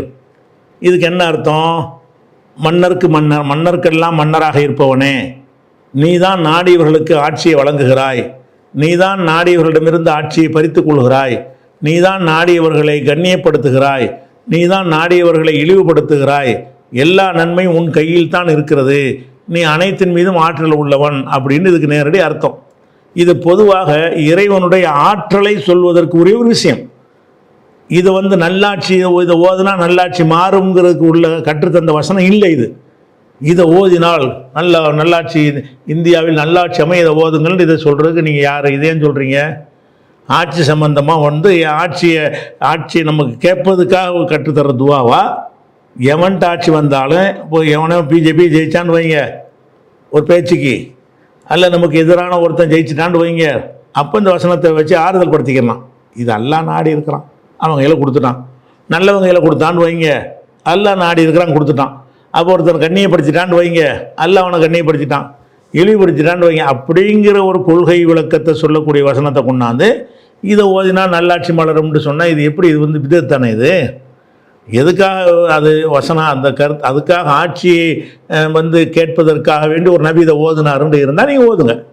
இது அப்படி இல்லை. ரசூலுல்லாஹ்வுக்கு அல்லாஹ் சொல்கிறான், நபியை பார்த்து அல்லாஹ் சொல்கிறான், ஆட்சியாளருக்கெல்லாம் ஆட்சியாளனே, நீ உன் கையில் தான் எல்லாம் இருக்குது, எந்த மனுஷன் கையிலையும் கிடையாது, நீ நாட்டினா இவனையும் ஜெயிக்க வைப்பாய், நீ அவனையும் ஜெயிக்க வைப்பாய்ங்கிற ஒரு விஷயம் எப்படி இவன் அழிகிறதுக்கு ஒரு ஆதாரமாகும்? ரெண்டையுமே சேர்த்து சொல்லுது. அது நாடினால் ஆட்சி கொடுப்பாய், நாடினால் பறித்து கொள்வாய்னா என்ன அர்த்தம்? இந்த ஆட்சியெல்லாம் மனிதர்கள் நினைச்சபடியெல்லாம் உண்டாக முடியாது, இறைவன் பார்த்து தீர்மானிக்கிற ஒரு விஷயம் என்ற கொள்கை ரீதியாக நம்ம நம்பணும். நம்ம எல்லாம் ஓட்டு போட்ட ஒரு கட்சியை தோற்று போச்சுன்னு வைங்க, இந்த வசனத்துக்கு நீங்கள் ஓதிக்கலாம். ஏன்? நம்ம செஞ்சதை செஞ்சிட்டோம், அவன் நாடி இருக்கிறான், அல்லாஹ் நாடுன்னு நடந்து போச்சு. இதை கொண்டாந்து போட்டு இது நல்லாட்சி அமைய ஓதுங்கள்னா இது இப்படி இது இதன் பிதத்து இப்படி தான் உண்டாகும். இது அதிக பிரசங்கித்தனமாக வரும். அதே மாதிரி இன்னொரு அந்த லிஸ்ட்டில் வரக்கூடிய இன்னொரு துவா என்ன போட்டிருக்காங்கன்னு கேட்டால், அந்த பிரசுரத்தில் 23வது சூறாவில் 109வது வசனத்தில் உள்ள ஒரு சொல்ல போட்டிருக்கிறாங்க. என்ன போட்டிருக்காங்கன்னா, ரப்பனா எங்கள் இறைவா, ஆமன்னா நாங்கள் நம்பினோம், ஃபகஃபிர்லனா எங்களை மன்னித்து விடு, வரஹம்னா எங்களுக்கு அருள் செஞ்சு விடு, வன்த கைரு ராஹிமீன் நீ அருள் செய்பவர்களுக்கு மேலானவன். இதுக்கு ஆட்சிக்கு என்ன சம்பந்தம் இருக்குது? இதில் என்ன? இது ஆட்சி சம்பந்தமாக ஒரு நபி கேட்டாரா? இப்படி கேட்டால் ஆட்சி வரும் என்பது நேரடியாகவோ மறைமுகமாகவோ இந்த வசனம் பேசுகிறதா? இந்த வசனம் பேசுகிறது என்னது? தப்பு செய்கிறவங்க தங்களுடைய பாவத்துக்கு மன்னிப்பு கேட்குற ஒரு விஷயம். இது ஆட்சி மாற்றத்துக்கு உள்ளது கிடையாது. சும்மா இதாக போட்டுவிட்டு ஆட்சி மாற்றம் வரும்னா இது இப்படி ஆட்சி மாற்றத்துக்கு உள்ளதா? நீங்கள் எதில் இருந்தது விளங்குனீங்க? ஆட்சி மாற்றத்துக்கு உள்ளதுன்னு இப்படி விளங்குங்க. இன்னும் சொல்ல போனால் என்ன வருதுன்னு கேட்டால், இது எங்கே உள்ள விஷயம்னு கேட்டால், மறுமை நாளில் அல்ல மகசரில் விசாரிப்பான்ல, அப்போ விசாரிப்பது நடக்கிறது எல்லாம் சொல்லிக்கிட்டு வரும்போது அந்த தொடர்ச்சியில் தான் இந்த விஷயம் வருது. அதில் என்ன சொல்லப்படுது? எல்லார்ட்டையும் எல்லாம் கேட்பேன் மறுமை நாளில், என்னுடைய வசனங்கள் உங்களுக்கு ஓதி காட்டப்பட்டுச்சே, அதை மறுத்துக்கிட்டு இருந்தீங்களா இல்லையா துன்யாவில்? அப்போ அவங்க சொல்லுவாங்களே, இறைவா எங்களுடைய ஆசை மேலோங்கி விட்டது, நாங்கள் வழிகட்டு போயிட்டோம், நாங்கள் தப்பு செஞ்சிட்டோம், எங்களை நரகத்தில் போடாமல் நீ கொஞ்சம் வெளியேற்றி பூமிக்கு திருப்பி அனுப்பு, நாங்கள் நல்லவங்களை ஆகிட்டு என்ன செய்வோம், நாங்கள் திருந்தி வருவோம் அப்படின்னு அவர்கள் சொல்வார்களாம். அப்போ அல்லாஹ் சொல்லுவானா, இதில் கிடந்து சாவுங்களா, என்கிட்ட பேசாதீங்க, இஹ்சவு ஃபிஹா உலாத்து கல்லிமூன் என்கிட்ட பேசாதீங்க. இதே மாதிரி தான் துன்யாவில் இருக்கும்போது எனது அடியார்கள் சொல்லி கொண்டிருந்தார்கள், என்னை மன்னித்து விடுவாயாக, அருள் செய்வாயான்னு கேட்டுக்கொண்டிருந்தார்கள். அவங்கள நீங்கள்லாம் கேலி பண்ணீங்க.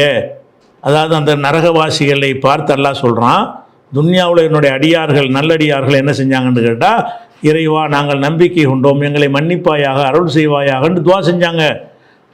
நீங்கள் அவங்கள கேலி பண்ணிக்கிட்டு இருந்தீங்க, இப்போ உங்களை கேலி பண்ணுறோன்னு சொல்கிற அந்த ஒரு வசனத்தில் தான் இந்த வாசகம் வருது. எப்படி? ரப்பனா ஆமன்னா, அதை மட்டும் துண்டா எடுத்து ரப்பனா ஆமன்னா பகஃபிர்லனா வரஹம்னா அந்த கைரு ராஹிமின் இதை ஓதுனா நல்லாட்சி வரும்னு, இதுக்கு நல்லாட்சி வரும். இது எப்படி இதுலேருந்து விளங்குனீங்க? அதுலேருந்து யூனுஸ் நபி துன்பத்தில் இருக்கும்போது கேட்டார்னா அதுலேருந்து விளங்குற மாதிரி இருக்குது. அது மாதிரி ஐயூப் நபி கேட்டார்னு சொன்னால் எதுக்கு கேட்டார்னு விளங்குற மாதிரி இருக்குது. அது மாதிரி எதுக்கு இப்படி விளங்குற மாதிரி அம்சம் இருக்கிறதோ அந்த மாதிரி துவாக்களை எழுதினால் நம்மளை கற்பனையாக சொல்லலை, அதுலேருந்து விளங்குறத சொல்கிறோன்ற ஒரு அடிப்படையில் வந்துடும். இதில் ஆட்சிக்கு ஏதாவது சம்மந்தம் இருக்கா? நரகவாசிகளை பற்றி நேண்டா நரகத்தில் போட்டிங்கன்னு நல்லடியாரெல்லாம் கிண்டல் பண்ணிங்களடா, அதனால தான் உங்களுக்கு நரகம்னு எல்லாம் சொல்லுவான்னு வருது. அப்போ அதை கொண்டாந்துக்கிட்டாலும் ஒரு வரி எடுத்துக்கிட்டு இதை ஓதுங்க ஆட்சிக்குன்னா அப்போ நம்ம நினச்செல்லாம் சொல்லாமல் தான் அர்த்தம் இது. இந்த வசனத்துக்கு ஆட்சிக்கு எந்த ஒரு சம்மந்தமே கிடையாது. அதே மாதிரி இது 4வது என்ன போட்டிருக்காங்கன்னு கேட்டால் ஒரு ஹதீஸில் உள்ள ஒரு துவா தான் அது. துவாக்கள் எல்லாமே குர்ஆன் ஹதீஸில் உள்ளது தான். ஆனால் இதுக்கு ஓதணும்னு சொல்கிறதா இருந்தால் அது உள்ள அதுக்கு தலீல் இருக்கணும். குர்ஆன் ஆயத்தாக இருக்கிறதுனால அலிஃப் லாம் மீம் தாலிகல் கிதாப் லா ரைப ஃபீஹிங்கிறது குர்ஆன் ஆயத் தான். இதை தலைவலிக்கு ஓதுங்கன்னு சொல்லலாமா? ஒருத்தர் தலைவலிக்குங்கிறான், அலிஃப் லாம் மீம் தாலிகல் கிதாப் ஓதுண்டா, அடே அலிஃப் லாம் மீம் தாலிகல் கிதாப்புக்கும் தலைவலிக்கு என்ன சம்பந்தம்? ஒரு தலைவலிக்கான ஒரு நபி ஓதுனார்னு வருதா? அல்லது அப்படி ரசூலுல்லாஹ் ஓதுங்கன்னு சொன்னாங்கன்னு வருதா? நீ எதுக்கு அதை போய் சொல்கிற? நம்ம இஷ்டத்துக்கு ஒரு கருத்தை ஒன்று திணிக்கிறது தானே விதத்துங்கிறது. அப்போ குர்ஆனுடைய துவாவத்தான போட்டிருக்கிறாங்க. நீங்கள் சும்மா இதெல்லாம் அல்லாஹ்வுடைய குர்ஆனில் கற்றுத்தரும் துவாக்கள்னு ஒரு தலைப்பை போடுங்க. இதெல்லாம் அல்லாஹ் குர்ஆனில் கற்றுத்தர்றான்னு போடுங்க, ஹதீஸில் கற்றுத்தர்றான்னு, அது ஓகே. நீங்கள் என்ன போடுறீங்க?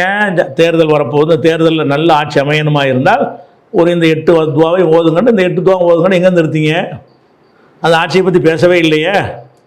அப்போ அடுத்த துவா என்ன போட்டிருக்காங்கன்னா அல்லாஹும்ம முன்சிலல் கிதாப். அடுத்த துவா ஹதீஸில் உள்ள துவா. இந்த ஹதீஸ் புகாரில் 2966வது ஹதீஸில் வருகிற அந்த துவாவை மட்டும் வெட்டி என்ன செய்கிறாங்க?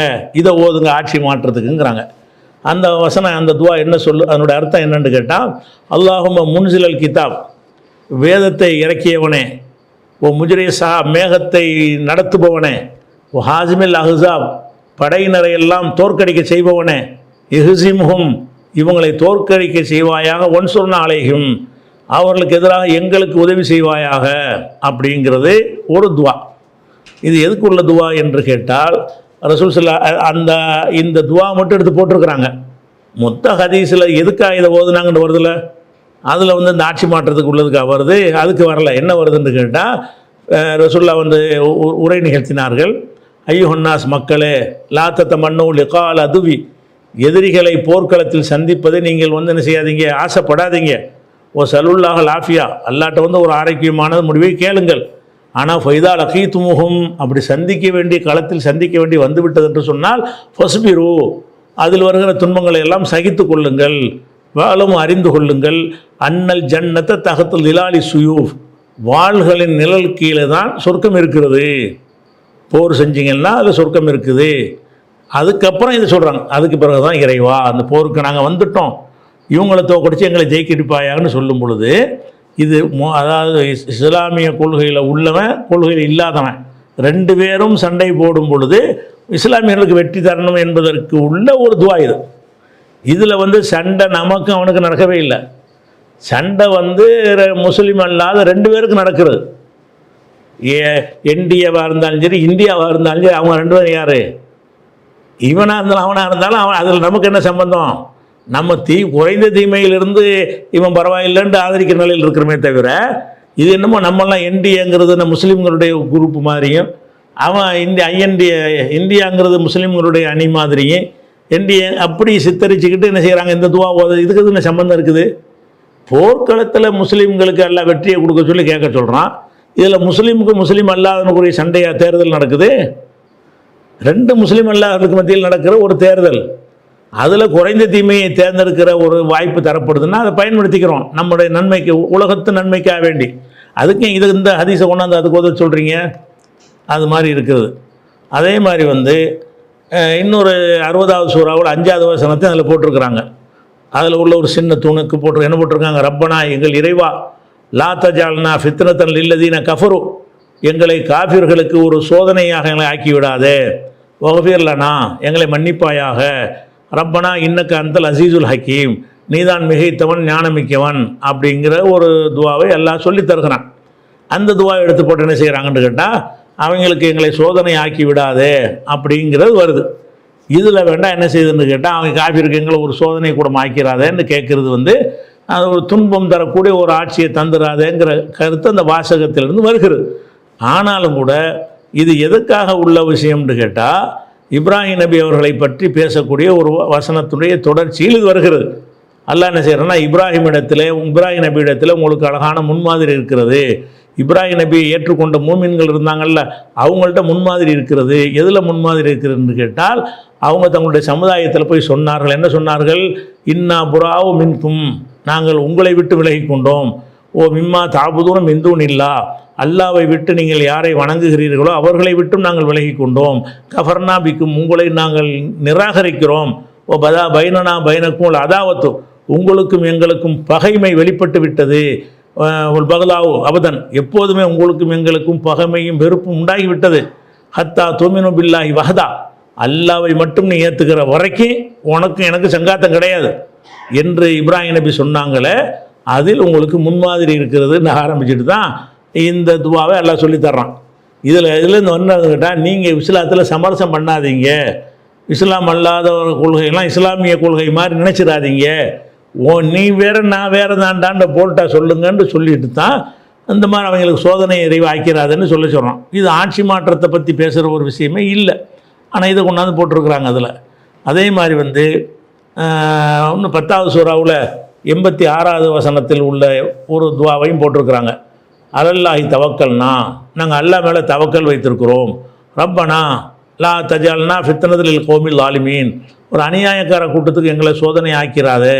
ஓ நஜ்ஜினா பி ரஹமத்திக்கு மினல் கோமில் காஃபிரீன், காஃபிரான கூட்டத்தை விட்டும் எங்களை பாதுகாத்திரு அப்படின்னு சொல்லக்கூடிய ஒரு விஷயம். இதுவும் போருக்கு சம்மந்தப்பட்டதான் வருது. இருந்தாலும் இதில் என்ன செய்யுதுன்னு கேட்டால், இது மூசா நபி தன்னுடைய சமுதாயத்துக்கு சொல்கிறாங்க, என்னுடைய சமுதாயமே நீங்கள் அல்லா மேலே நம்பிக்கை வச்சுருந்தீங்கன்னு சொன்னால், நீங்கள் முஸ்லீம்களாக இருந்தால் அவன் மீது நம்பிக்கை வைங்க அப்படின்னு சொன்னோன்னா, அந்த மூசா நபியுடைய உம்மத்தெல்லாம் என்ன சொல்கிறாங்கன்னு கேட்டால், இறைவா நாங்கள் உன் மீது நம்பிக்கை வச்சுருக்கிறோம், எங்களுக்கு கருணை செய்வாயாக, இந்த காஃபிர்களுடைய துன்பத்திலிருந்து எங்களை காப்பாற்றுவாயாகன்னு மூசா நபி சமுதாயம் கேட்டாங்கன்னு வருது.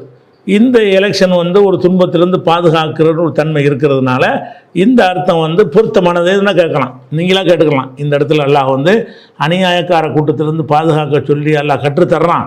மூசா நபி உம்மத்து கேட்டிருக்கிறாங்க, நம்மளும் ஒரு அநியாயக்கார கூட்டத்துக்காரன் தான் ஆட்சிக்கு வர துடிக்கிறான், அவன்கிட்ட நம்மளை பாதுகாப்பு தேடுவதற்கு உள்ள அர்த்தம் தருதுன்னு இதை விலக்கி இதுக்கு சும்மா காரணத்தோடு சொல்லி, இது மூசா நபி அவங்களுடைய உம்மத்துகள் ஓதியதாக எல்லாம் எடுத்து காட்டுறான்னு சொன்னால், இது ஒன்று தான் அதுக்கு பொருத்தமாக இருக்குது, துன்பத்திலிருந்து பாதுகாப்பு தேடுற மாதிரி இருக்குது. அதே மாதிரி குகைவாசிகள் போய் ஒரு இதில் மாட்டிக்கிடுவாங்க இல்லையா, அந்த கொடுமையிலேருந்து தப்பிச்சு ஒரு குகைக்கு வந்துடுவாங்க. அப்போ அந்த குகையில் இருந்துட்டு அவங்க துவா செய்வாங்க, ரப்பனா ஆத்தினா மில்லதுனுக்கு ரஹமா, உன் புறத்திலிருந்து எங்களுக்கு அருளை வழங்குவாயாக, ஓ ஹையல நாமின் நம்பரினா ரசதா, எங்களுடைய காரியங்களில் நேர்வழி எங்களுக்கு சித்தப்படுத்துவாயாகன்னு அவங்க துவா செஞ்சாங்கன்னு எல்லாம் காட்டுறான். இதில் என்னென்னு கேட்டால், இறைவா உன்னுடைய ரஹமத்தை கொடுத்துரு, எங்களை துன்பத்திலேருந்து காப்பாற்று. இப்போ ஒரு துன்பமான நிலையில் நம்ம இருக்கிறோமா, அந்த குகைவாசிகளுடைய நிலையில் நம்ம இருக்கிறோம் என்று சொன்னால் இது ஒரு பாதுகாப்புக்காக செய்யணும், அர்த்தம் சரியாக இருக்குது. ஆனால் இது என்ன செய்யணும், இந்த மாதிரி குகைவாசிகள் ஓதினார், நீங்கள் உங்கள் இஷ்டத்துக்கு இதை ஓதுங்க தேர்தல்னு வரக்கூடாது, தேர்தலை தான் சொல்லுதுன்னு ஒருத்தன் விளங்கிடுவான். அது தேர்தலுக்கு சொன்னது கிடையாது. நீ எப்படி விலைக்கு போடணும், இந்த வசனத்தில் குகைவாசிகள்னு சொல்லக்கூடியவர்கள் அன்றைக்கு நன்மக்களாக இருந்தார்கள், அவருடைய சமுதாயமெல்லாம் ஒரு எதிரிகளாக இருந்தார்கள், அவங்களுக்கு பயந்து கொண்டு ஒரு குகையில் ஒதுங்கினார்கள். ஒதுங்கும் போது அல்லாவிடத்தில் இந்த மாதிரி பாதுகாப்பு தேடினார்கள். நம்மளுக்கும் அது மாதிரி ஒரு துன்ப நிலையில் நமக்கு வரும் பொழுது அந்த மாதிரி பாதுகாப்பு தேட விரும்பினால் இந்த துவாயை ஓதிக்கொள்ளலாம்னு இப்படி சொல்லி அதை சொல்லணுமே தவிர, இது தேர்தலுக்கு ஓதுங்கன்னு சொன்னீங்கன்னா இப்போ தேர்தலுக்கு இறங்கின மாதிரி வந்துடும், அந்த ஒரு விஷயம் இருக்குது. அதே மாதிரி 44:75 என்ன வருதுன்னு கேட்டால், ஒஜால்ல நாம் இல்லதுன்க வழியா, இறைவா உன் புறத்திலிருந்து எங்களுக்கு ஒரு பொறுப்பாளரை ஏற்படுத்து, ஒஜால்ல நாம் இல்லதுன்க நசீரா, உன்னிடமிருந்து ஒரு உதவியாளனை ஏற்படுத்துன்னு ஒரு வாசகத்தை போட்டு இதையும் ஓதுங்க தேர்தலுக்குங்கிறாங்க. இது தேர்தலுக்கு உள்ளதே கிடையாது. இது நாட்டை விட்டு வேறு நாட்டுக்கு ஓடுறதுக்கு உள்ள துவா. இது எதுக்குள்ள துவா, 4வது சூறாவில் 75 வசனத்தில் மாலக்கும் லா துகாத்திலுன ஃபீ சபீலில்லா, மதீனாவில் உள்ள முஸ்லீம்களை பார்த்து அல்லாஹ் சொல்லுகிறான், மக்காவில் உள்ளவங்க துன்பப்படுத்திக்கிட்டு இருக்கிறாங்க, அவங்களுக்காக நீங்கள் போராடாமல் உட்காந்துட்டு இருக்கிறேன்னு கேட்குறான். மாலக்கும் லா துகாத்திலுன ஃபீ சபீலில்லா, அல்லாவின் பாதையில் ஏன் போராடாமல் இருக்கிறீர்கள். ஒல் முஸ்தலாஃபீன மினர் ரிஜாலி ஒல் நிசாய் ஒல் வில்தான் இல்லதீன யக்கூலுன ரப்பனா அஹ்ரிஜ்னா மின் ஹாதிஹில் கரியத்தில் லாலிம் அஹ்லுஹா, இந்த அநியாயக்கார ஊரை விட்டு அல்லாஹ் எங்களை வெளியேற்றிருன்னு கேட்டுக்கொண்டிருக்கிறார்களே, அந்த சிறுவர்களுக்காக, பலவீனர்களுக்காக, அந்த பெண்களுக்காக ஏன் நீங்கள் போராடாமல் இருக்கிறீர்கள். மேலும் அவர்கள் கேட்கிறார்கள், எங்களுக்கு உதவியாளனை ஏற்படுத்தி என்று கேட்கிறார்கள் அப்படின்னு வருது. அப்போ அந்த மக்காவில் உள்ள மதீனாவில் உள்ள மக்காவில் உள்ள முஸ்லீம்கள் என்ன கேட்டாங்கன்னா, யாரெல்லாம் இங்கேருந்து தப்பிச்சு எங்கிட்டாவது ஓடுவதற்கு நீ உதவி செய்யன்னு கேட்டாங்க. நம்ம அப்படி அதுக்காக கேட்குறோம், ஓட்டு போடுறது இங்கே இருப்பதற்கு ஓட்டு போடுறோம். அவங்க கேட்ட துவா இங்கேருந்து எங்கிட்ட நல்ல இடத்துக்கு கூட்டிகிட்டு போயிருங்கிறதுக்கு ஓட்டு கேட்டது, அது அந்த விஷயத்தை சொல்லக்கூடியதாக இருக்கிறது. இதை கொண்டாந்து அடுத்து நல்லாட்சி அமைவதற்குன்னு போட்டோம்னு சொன்னால், குர்ஆனுடைய வசனம் தான். குர்ஆனுடைய வசனத்தை வந்து நம்ம இஷ்டத்துக்கு வளைக்கக்கூடாது இல்லையா? அதே மாதிரி 3வது சூரா 173வது வசனத்தில் ஹஸ்புனல்லாஹு நிஅமல் வக்கீல், அல்லாஹ் எங்களுக்கு போதுமானவன், அவனே சிறந்த பொறுப்பாளன் அப்படின்ற ஒரு வசனம் இருக்குது. இது நல்லடியார்கள் சொன்னதாக இருக்குது. இது வந்து பொதுவாக அது அதாவது எப்படி வருதுன்னு கேட்டால், மக்கள்லாம் உங்களுக்கு எதிராக திரண்டு விட்டார்கள், நீங்கள் பயந்து ஒழுங்காக இருந்துக்கிறங்கன்னு சில எச்சரிக்கை பண்ணும் பொழுது அப்போ என்ன செஞ்சாங்க, நல்லடியார்கள்லாம் போங்கடா, மக்கள்லாம் திரண்டா எங்களுக்கு என்னடா, எங்களுக்கு அல்லாஹ் போதுமானவன் என்றவர்கள் சொன்னார்கள். இது நல்ல வார்த்தை. அதுக்கு அந்த மாதிரி துன்பத்துக்கு இதை சொல்லலாம்னு இருக்குது. அப்போ இது வரைக்கும் நம்ம ஒரு நமக்கு துன்பத்துக்கு நமக்கு எல்லாம் ஒன்றா சேர்றாங்க நம்மளை அழிக்கிறதுக்காக வேண்டி, இந்த நேரத்தில் எந்த ஒரு சக்தியும் நம்மளை காப்பாற்ற இயலாது, அல்ல தான் நமக்கு போதுமானவன் அப்படின்னு சொல்வதுக்கு இதை சொல்ல ஒரு மீனிங் இருக்குது. ஆனால் இதை சொல்லி விளக்கிட்டு என்ன செய்யணும் சொல்லணும். அப்போ இதான் அவங்க போட்ட அந்த பிரசுரத்தில் உள்ளது. இப்படி ஒரு விஷயத்தை சொல்லி தேர்தலுக்கு இதை ஓதுங்க, அது வந்து சட்டசபை தேர்தலுக்கு அதை ஓதுங்க, பஞ்சாயத்து கூட்டத்தில் இதை ஓதுங்க, இப்படி எல்லாம் சொல்வது வந்து என்ன இல்லை, பிதஅத்துகள் இப்படி தான் உண்டாகும். இதுக்கு தான் இந்த துவான்னு சொல்லி நிர்ணயிக்கிறதா இருந்தால் அதை நீங்கள் நிர்ணயிச்சல்னா பிதஅத்தாக போயிடும். அல்லாஹ் ஒரு ரசூல் அதில் சொல்லி தந்துருந்தாங்கன்னா அதை விலைக்கு அதன்படி செஞ்சீங்கன்னு சொன்னால் அதுதான் பிதஅத்தில் வராது. அது ஒரு தகவலுக்காக இந்த தேர்தலுக்காக அதை சொல்லிக்கிறோம். அடுத்ததாக வந்து இது துவாக்களின் தொகுப்புங்கிற புஸ்தகத்தில் இதை பற்றி குறிப்பாக விளக்கியிருக்கிறோம் இந்த விஷயத்தையெல்லாம். அடுத்ததாக வந்து என்ன கேள்வின்னா, பள்ளிவாசலில் ரஃபிங்கிறவர் கேட்குறார், பள்ளிவாசலில் கைகளில் சொடக்கு எடுப்பது அல்லது விரல்களில் நெட்டி முறிப்பது கூடாது என்று சிலர் தடுக்கிறார்கள். உண்மையில் அப்படி ஏதாவது இருக்குதா? பள்ளிவாசலில் உட்காந்துக்கிட்டு நெட்டி முறிப்பாங்கள்ல, இந்த மாதிரி முறிக்கிற சொடக்கு விடுறதுன்னு சொல்லுவாங்க. சில பகுதிகளில் நெட்டி முறிப்பதும்பாங்க. இந்த மாதிரி பள்ளிவாசலில் செய்யக்கூடாதுன்னு சொல்கிறாங்களே, இதுக்கு ஏதாவது ஆதாரம் இருக்குதான்னு கேட்குறாங்க. இதுக்கு வந்து சில ஹதீஸுகளில் இது மாதிரி செய்யக்கூடாதுன்னு வந்திருக்குது. என்ன ஹதீஸ் வந்திருக்குன்னு கேட்டால், அதாவது ரசூல் ஸல்லல்லாஹு அலைஹி வஸல்லம் சொன்னதாக வருகிறது, உங்களில் ஒருவர் ஒழு செய்துவிட்டு, அழகான முறையில் அந்த ஒழு செய்துவிட்டு பள்ளிவாசலை நோக்கி அவர் வந்து கொண்டிருப்பாரே, ஆனால் அவர் என்ன செய்ய வேண்டாம்னு கேட்டால், அவர் அந்த நெட்டி முறிக்க வேண்டாம். ஏன்னு கேட்டால், அவர் ஒழு செஞ்சுட்டு தொழுகைக்கு தானே வந்துக்கிட்டு இருக்கிறதுனா தொழுகைக்காக வந்துக்கிட்டு இருக்கிறதுனால அவர் தொழுகையில் இருக்கிறார். ஃபைன்னஹு ஃபி ஸலாத்தின், அவர் தொழுதுகிட்டு இருக்கும்போது நெட்டி முறிக்கிறாங்கல்ல, அந்த மாதிரி ஆயிரமா இது. அந்த ஒரு ஹதீஸ் வருது, அபுதாவுதில் வருகிறது. எப்படி வருதுன்னு கேட்டால், உங்களில் ஒரு ஆள் ஒழு செஞ்சுட்டு அந்த ஒழுகையும் சிறந்த முறையில் செய்துவிட்டு பள்ளிவாசலை நோக்கி வந்து கொண்டிருந்தாரையானால் அவர் நெட்டி முறிக்கணும் வேணாம். என்னடா வந்துக்கிட்டவர் இருந்தாலும் தொழுகைக்கு நாடி அவர் வந்த காரணத்தினால் அவர் தொழுகையில் இருப்பதாகத்தான் அர்த்தம். தொழுகையில் இருந்துக்கிட்டு முறிக்கக்கூடாது தானே அப்படிங்கிற ஒரு அர்த்தத்தை தரக்கூடிய ஒரு ஹதீஸ் இருக்குது அபுதாவுதில். ஆனால் இந்த ஹதீஸ் வந்து அபு சுமாமா அல் ஹன்னாத் என்பவர் அறிவிக்கிறாரு. இவர் வந்து பலவீனமான ஒரு ஆள். அதே மாதிரி இந்த ஒரு ஹதீஸ் வேறு ஆட்கள் வழியாக வருகிறது. அது எல்லாமே குழப்பமான ஹதீஸ்கள் என்று அறிஞர்கள் வந்து ரிஜெக்ட் பண்ணுறாங்க. என்ன குழப்பம்னு கேட்டால், முகமது பின் அஜ்லான்கிறவர் இதை அறிவிக்கிறதா வருது. யார்கிட்ட அறிவிக்கிறார்னா மக்பூரி என்பவர்கிட்ட அறிவிக்கிறார். மக்பூரி என்பவர் காபு என்பவர்கிட்ட அறிவிப்பார்னு சில கிதாபில் வருது. இதே செய்தியை இதே முகமது அஜ்லான் என்ன செய்கிறாருன்னு கேட்டால், மக்பூரிகிட்ட அறிவிக்கிறாரு. மக்பூரி வந்து காபு என்பவருடைய பிள்ளைகள் வழியாக அறிவிக்கிறாரு. அந்த பிள்ளைகள் காபு வழியாக அறிவிக்கிறாருன்னு அந்த பிள்ளைகள் வந்து இடையில் நுழைச்சிக்கிட்டு என்ன செய்யுது, ஒரு அறிவிப்பு வருகிறது. இன்னொரு சில என்ன வருதுன்னு கேட்டால், முகமது அஜ்லான் இதை அறிவிக்கிறாரு. சயீத் இப்னு அபி சயீத் வழி அறிவிக்கிறாரு, அவர் காபு வழி அறிவிக்கிறாரு. அப்படிங்கிற மாதிரி அப்படி ஒரு இதில் என்ன செய்யுது, சில அறிவிப்பில் வருது. இன்னொரு என்ன வருதுன்னு கேட்டால், அன்ரஜுலின் மின் பனி சுலைமின், ஒரு பனு சுலைமுடைய ஒரு மனிதர் வழியாக அறிவிக்கிறார் என்று வருகிறது. ஒரு செய்தியவே ஒரு அறிவிப்பாளரை எனக்கு அவர் சொன்னாருங்கிறாரு, இன்னொருத்தர் இவர் சொன்னாருங்கிறார், இன்னொரு இவர் வழியாக அவர் சொன்னாருங்கிறாரு. இப்படின்னு வர்றதுனால இந்த ஹதீஸு குழப்பம் நிறைந்த ஹதீஸ் என்று அறிஞர்கள் என்ன செய்கிறாங்கன்னு கேட்டால், இது வந்து சரியில்லை. அப்படிலாம் நெட்டி முறிக்கிறதை தடுக்கிற ஒரு ஹதீஸு ஆத்தன்டிக்கானதாக இல்லை. அதே நேரத்தில் வந்து இந்த நெட்டி முறிக்கலாம் என்று சொல்லக்கூடிய ஹதீஸ்களும் இருக்குது. அது வந்து இதை விட ஒரு ஆத்தன்டிக்கானதாக இருக்குது. இது வந்து விமர்சனம் உள்ள ஒரு ஹதீஸாக இருக்கிறது. அதே நேரத்தில் அந்த மாதிரி வந்து நெட்டி முறுக்க சொடக்கு விடுறதுன்னு இருக்குல்ல, அது செய்யலாமான்னு இருந்தால் இப்படி செய்யலாம் என்று சொல்கிறக்கூடிய ஹதீஸு புகாரிலே என்ன செய்கிறது, 482வது ஹதீஸில் இருக்கிறது. எப்படி வருதுன்னு கேட்டால், ரசூல் ஸல்லல்லாஹு அலைஹி வஸல்லம் அவர்கள் மாலை நேரத்து தொழுகையில் ஒரு தொழுகையை தொழுதார்கள். ஏதோ ஒரு தொழுகையை, அதாவது லொஹரை அசரையை தொழுதாங்க. அதாவது 2 ரக்காத் தொழுது விட்டாங்க. 4 ரக்காத்துக்கு பதிலாக நினைஞ்சிட்டாங்க, 2 ரக்காத் தொழுதுட்டாங்க. தொழுத உடனே 2 ரக்காத்தில் இன்னும் 2 ரக்காத் தொழ வேண்டி இருக்குது. மக்கள்லாம் வெயிட் பண்ணிகிட்டு இருக்கிறாங்க. ரசூல் ஸல்லல்லாஹு அலைஹி வஸல்லம் வந்து 2 ரக்காத் தொழுதுட்டு ஃபகாம இலா ஹஸபத்தின் மௌரூதத்தின் ஃபில் மஸ்ஜிதி, பள்ளி வாசலுக்கு உள்ளே நடப்பட்டிருக்கிற ஒரு தூணுக்கு போய் தூணில் போய் அப்படி நின்று கொண்டார்கள். சலாம் கொடுத்துட்டு ஒரு மரத்தூண் இருக்குது, அதில் போய் சாஞ்சிக்கிட்டு நின்றுட்டாங்க, தொழுகை முடிஞ்சிருச்சுன்னு சொல்லிட்டு. அப்போ வந்து சரியான கோபம் வர இருக்கிறாங்க. ஏதோ ஒரு கோபத்தில் வந்து தொழுகையில் இருக்கும்போது ஏதோ கோபம் வந்திருக்குது. அப்படின்னு போகும்போது வத்தக்க அலைகா கண்ணகம் வலுபான், சரியான கோபப்பட்டவரை போல் அதில் சாய்ந்து கொண்டார்கள். ஓ வலா எதகுல் இம்னா அல் யுஸ்ரா, வலதுகை இடதுகையின் மீது வைத்து ஒரு ஷப்பக்க பைன் அசாபீகி, தங்களுடைய விரலுக்கு மத்தியில் அந்த ஷப்பக்கனை தான் அந்த நெட்டி முறிக்கிறதுக்குள்ள அந்த மாதிரி செய்தார்கள்னு வருது. அப்போ இதை செஞ்சவொன்னே மக்கள்லாம் வேகமாக வர்றாங்க, என்ன இது ஏன் இப்படி போச்சுன்னு ரசூலுல்லாஹ் வந்து கேட்குறாங்க. என்னத்தினால இப்போ வந்து தொழுகை எண்ணெயிலேருந்து 2 ரக்காத்தை குறைஞ்சி போச்சா, இல்லை நீங்கள் மறந்துட்டீங்களான்னு கேட்குறாங்க. அப்படிலாம் ஒன்றும் இல்லையப்பா, இல்லை 2 தானே தொழுவிச்சிங்க அப்படியான்னு ரசூலுல்லாஹ் வந்து இன்னொரு 2 ரக்காத் தொழுது சலாம் கொடுத்தாங்கன்னு அது வருது. இது புகாரில் 482 ஹதீஸில் வருகிறது. அப்போ இது பள்ளிவாசலுக்குள்ளே தான் ரசூலுல்லாஹ் வந்து அந்த தூணில் சாஞ்சிக்கிட்டு நெட்டி முறிக்கிறாங்க.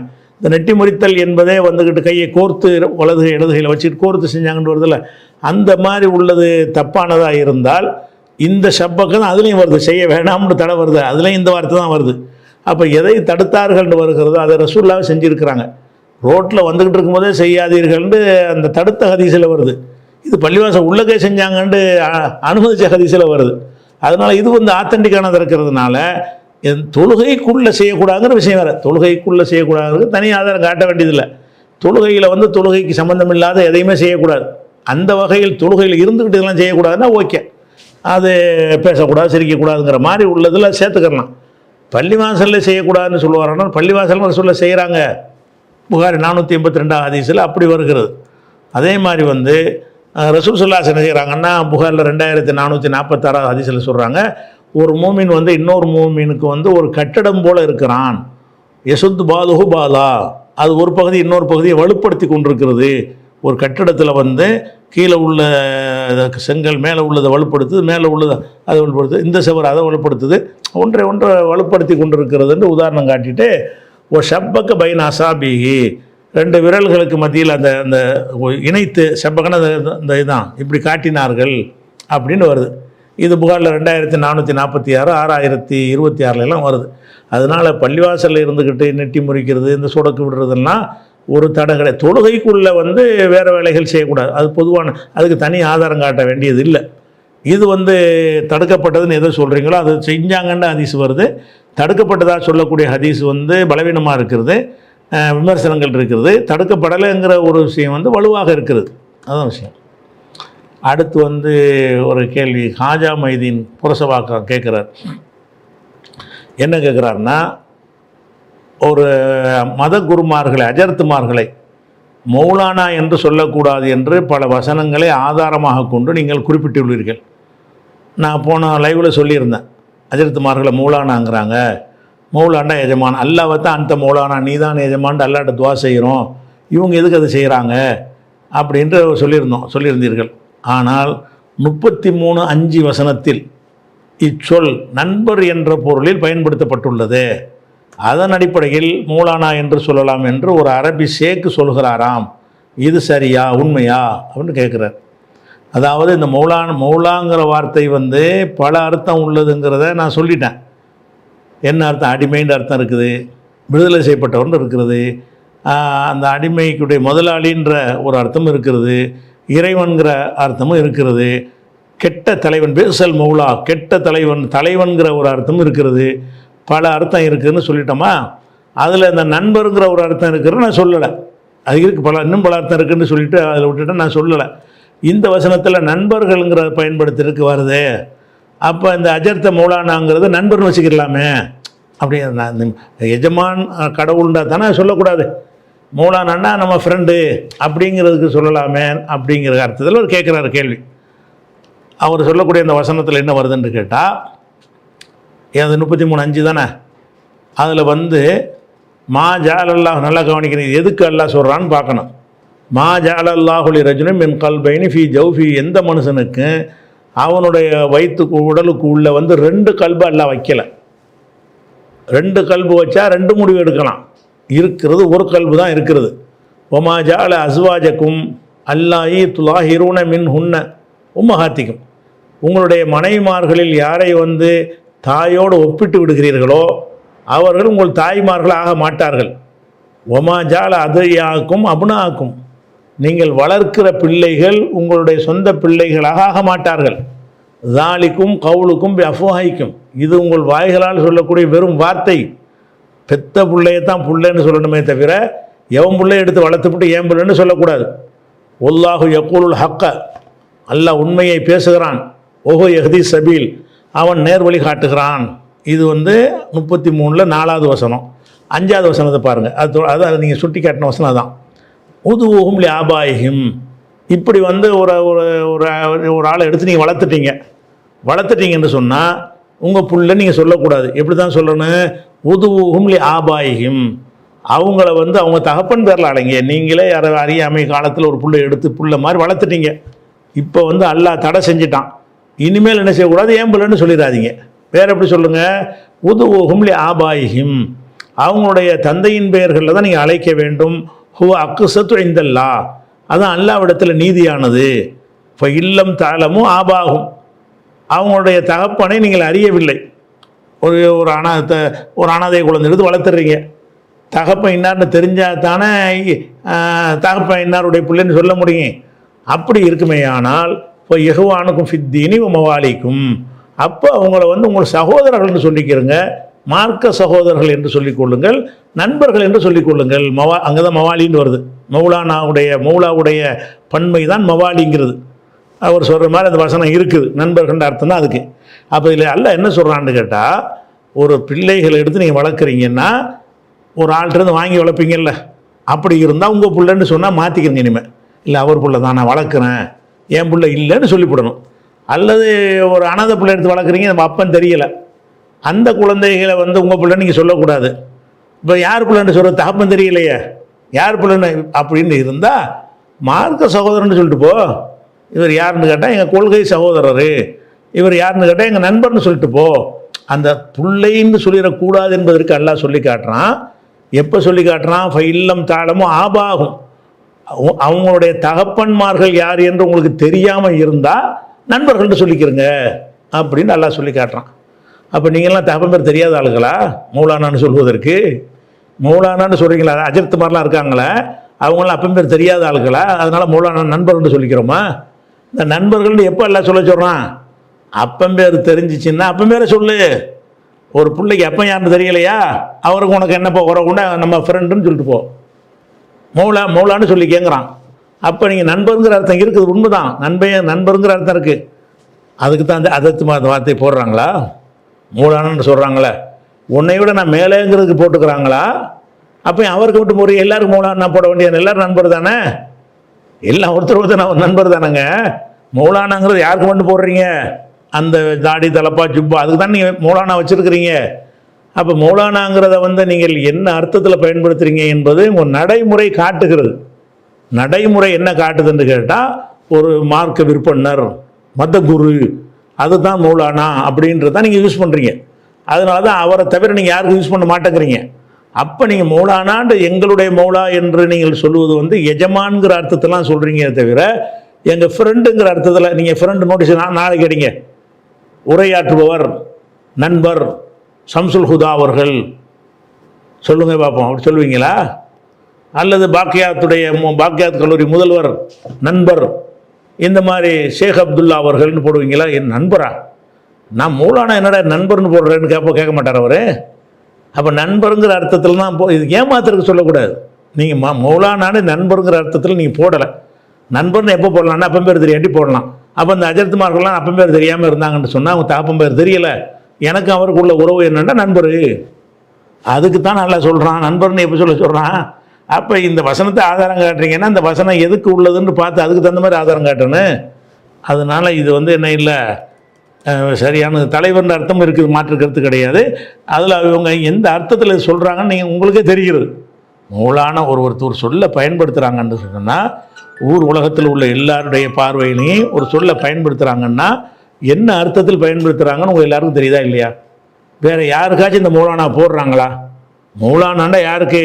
அது பெரிய ஒரு ஷேக்கு, ஒரு பெரிய ஒரு அந்தஸ்து உள்ளவர், மத குரு எங்கிறது தானே யூஸ் பண்ணுறீங்க.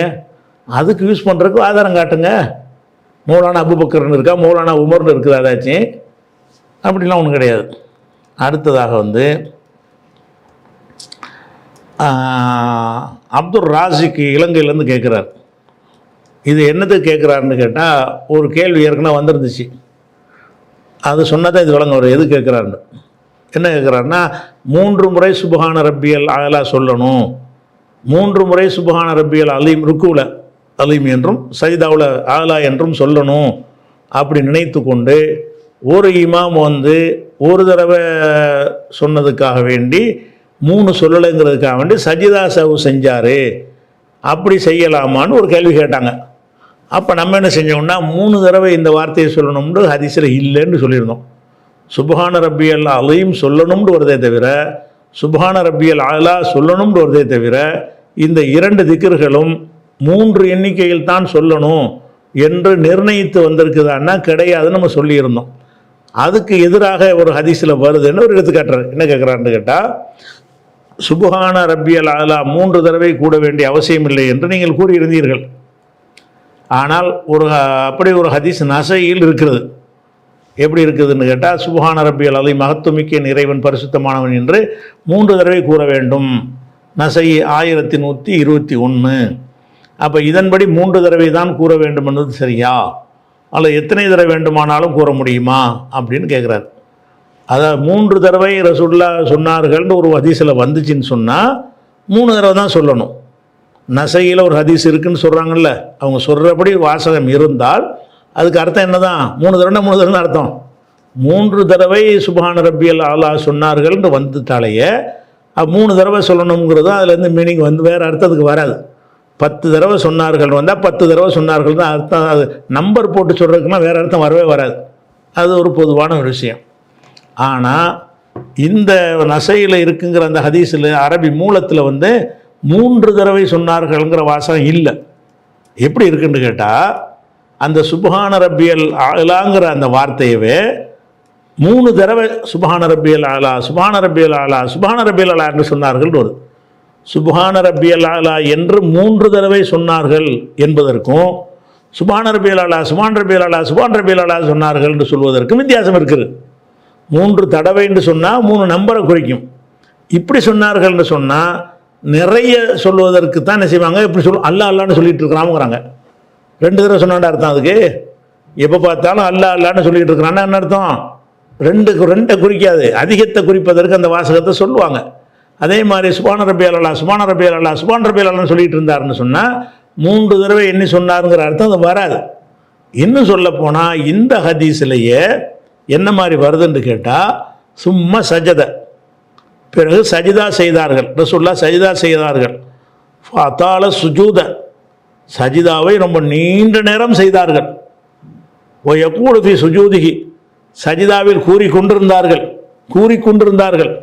சுபஹான ரப்பியல் ஆலா சுபஹான ரப்பியல் ஆலா சுபஹான ரப்பியல் ஆலா கூறிக்கொண்டிருந்தார்கள்னு வந்தால் 3 தடவை அர்த்தமா? இது 3 தடவை சொன்னால் நீண்ட சஜிதாவை ஆகுமா? நீண்ட சஜிதா எப்பவும் செய்கிற சஜிதா செய்யலைங்க, பெரிய அளவுக்கு சஜிதா செஞ்சாங்க. அப்போ பெரிய அளவுக்கு சஜிதா செஞ்சால் ஒரு 100 தடவை கூட சொன்னால் கூட அப்போ பெருசாக வருமே தவிர 3 தடவை எப்படி பெருசாக வரும்? அப்போ 3 தடவை இது குறிக்கலை. அந்த வார்த்தையை அதிகமாக சொன்னார்கள் என்பதற்காக வேண்டி இந்த மாதிரி பயன்படுத்துவது அரபு மொழியில் மட்டுமில்லை, உலகத்தில் உள்ள எல்லா மொழியிலையும் இருக்குது. ஏன்டா காசு அலையிறன்னு 2 தடவை சொல்லுவோம். அப்போ 2 தடவை அலைஞ்சான அர்த்தம் கிடையாது.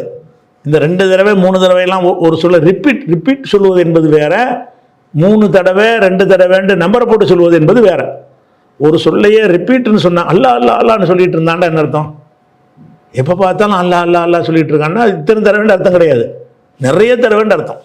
அப்போ இங்கே என்ன வருதுன்னா சுபான் ரப்பியல் ஆலா சுபான் ரப்பியல் ஆலா சுபான் ரப்பியல் ஆலா கூறிக்கொண்டு இருந்தார்கள், நீண்ட செய்தா செஞ்சார்கள் அப்படின்னு சொன்னால் இது 3 தடவைங்கிற அர்த்தத்தை தராது. நிறைய தடவை செய்தார்கள்ங்கிறத, அந்த சைதாவை நீளமாக செஞ்சாங்கல்ல அவ்வளோவே சொல்லிக்கிட்டு இருந்தார்கள், லிமிட் இல்லாமல் சொன்னார்கள்னு தான் அதுக்கு அர்த்தம் வரும். அதனால இன்னொரு ஹதீஸில் என்ன வருதுன்னு கேட்டால் இதே ஹதீஸ் இதே அறிவிப்பாளர் இதே விஷயத்தில் என்ன வருதுன்னு கேட்டால் வந்து வாத்தாளல் கியாம நிற்கிறதையும் நீளமாக்குனாங்க, சும்மா சஜிதா பிறகு சஜிதா செஞ்சாங்க, வாத்தாள சுஜூத சஜிதாவையும் நீளமாக செஞ்சாங்க, எக்கூலுவி சுஜூதிக்கு சஜிதாவில் சொல்லி கொண்டிருந்தார்கள், சுபான ரப்பியல் அலா சுபான 2 தான் வருது, சுபான ரப்பியல் அலா சுபான ரப்பியல் அலா சொல்லி கொண்டிருந்தார்கள். அப்போ அதில் 3 வருதுல, இதில் 2 தடவை இந்த வார்த்தை வருது. அப்போ 2 தடவை 3 தடவை இந்த மாதிரி வார்த்தையை சொற்களை நம்ம பயன்படுத்தினோம் என்று சொன்னால் 2 தடவை சொன்னார்கள்ங்கிற அர்த்தத்துக்கு வராது. அதுலேயும் வந்து நீண்ட செய்தார்கள் என்ற வாசகத்துக்கு பிறகு வருது என்று சொன்னால் அப்போ நீண்ட நேரம் சொல்வதாக இருந்தால் ரொம்ப சொல்லியிருந்தால் தான் நீண்ட நேரம் ஆகும். சுபான ரப்பியல் அலா சுபான் ரப்பியல் சும்மா இதை காய முடிச்சும்போது இருந்தாங்க நடத்துமாவுமா, சும்மா இதுக்கு செய்தாவில் கிடக்கணும் ருக்குள்ளே இருக்கணும் அப்படின்னு வந்துடும். அதனால் 3 தடவைங்கிறதுக்கு ஹதீஸ் கிடையாது. 3 தடவை அந்த சொல்ல 3 தடவை யூஸ் பண்ணப்பட்டிருக்கு. அது என்ன அர்த்தத்தில் என்றால் நிறைய சொன்னார்கள் என்ற அர்த்தத்தில்.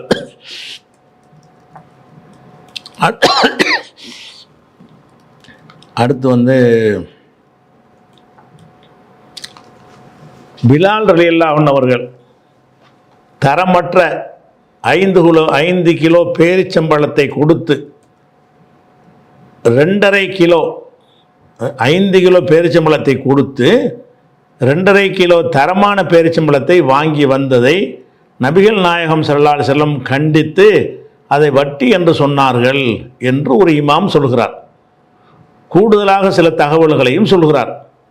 தங்கத்திற்கு தங்கம், வெள்ளிக்கு வெள்ளி, உப்புக்கு உப்பு, கோதுமைக்கு கோதுமை மாற்ற முடியாது என்றும் அது தெளிவான வட்டி என்றும் கூறுகிறார்.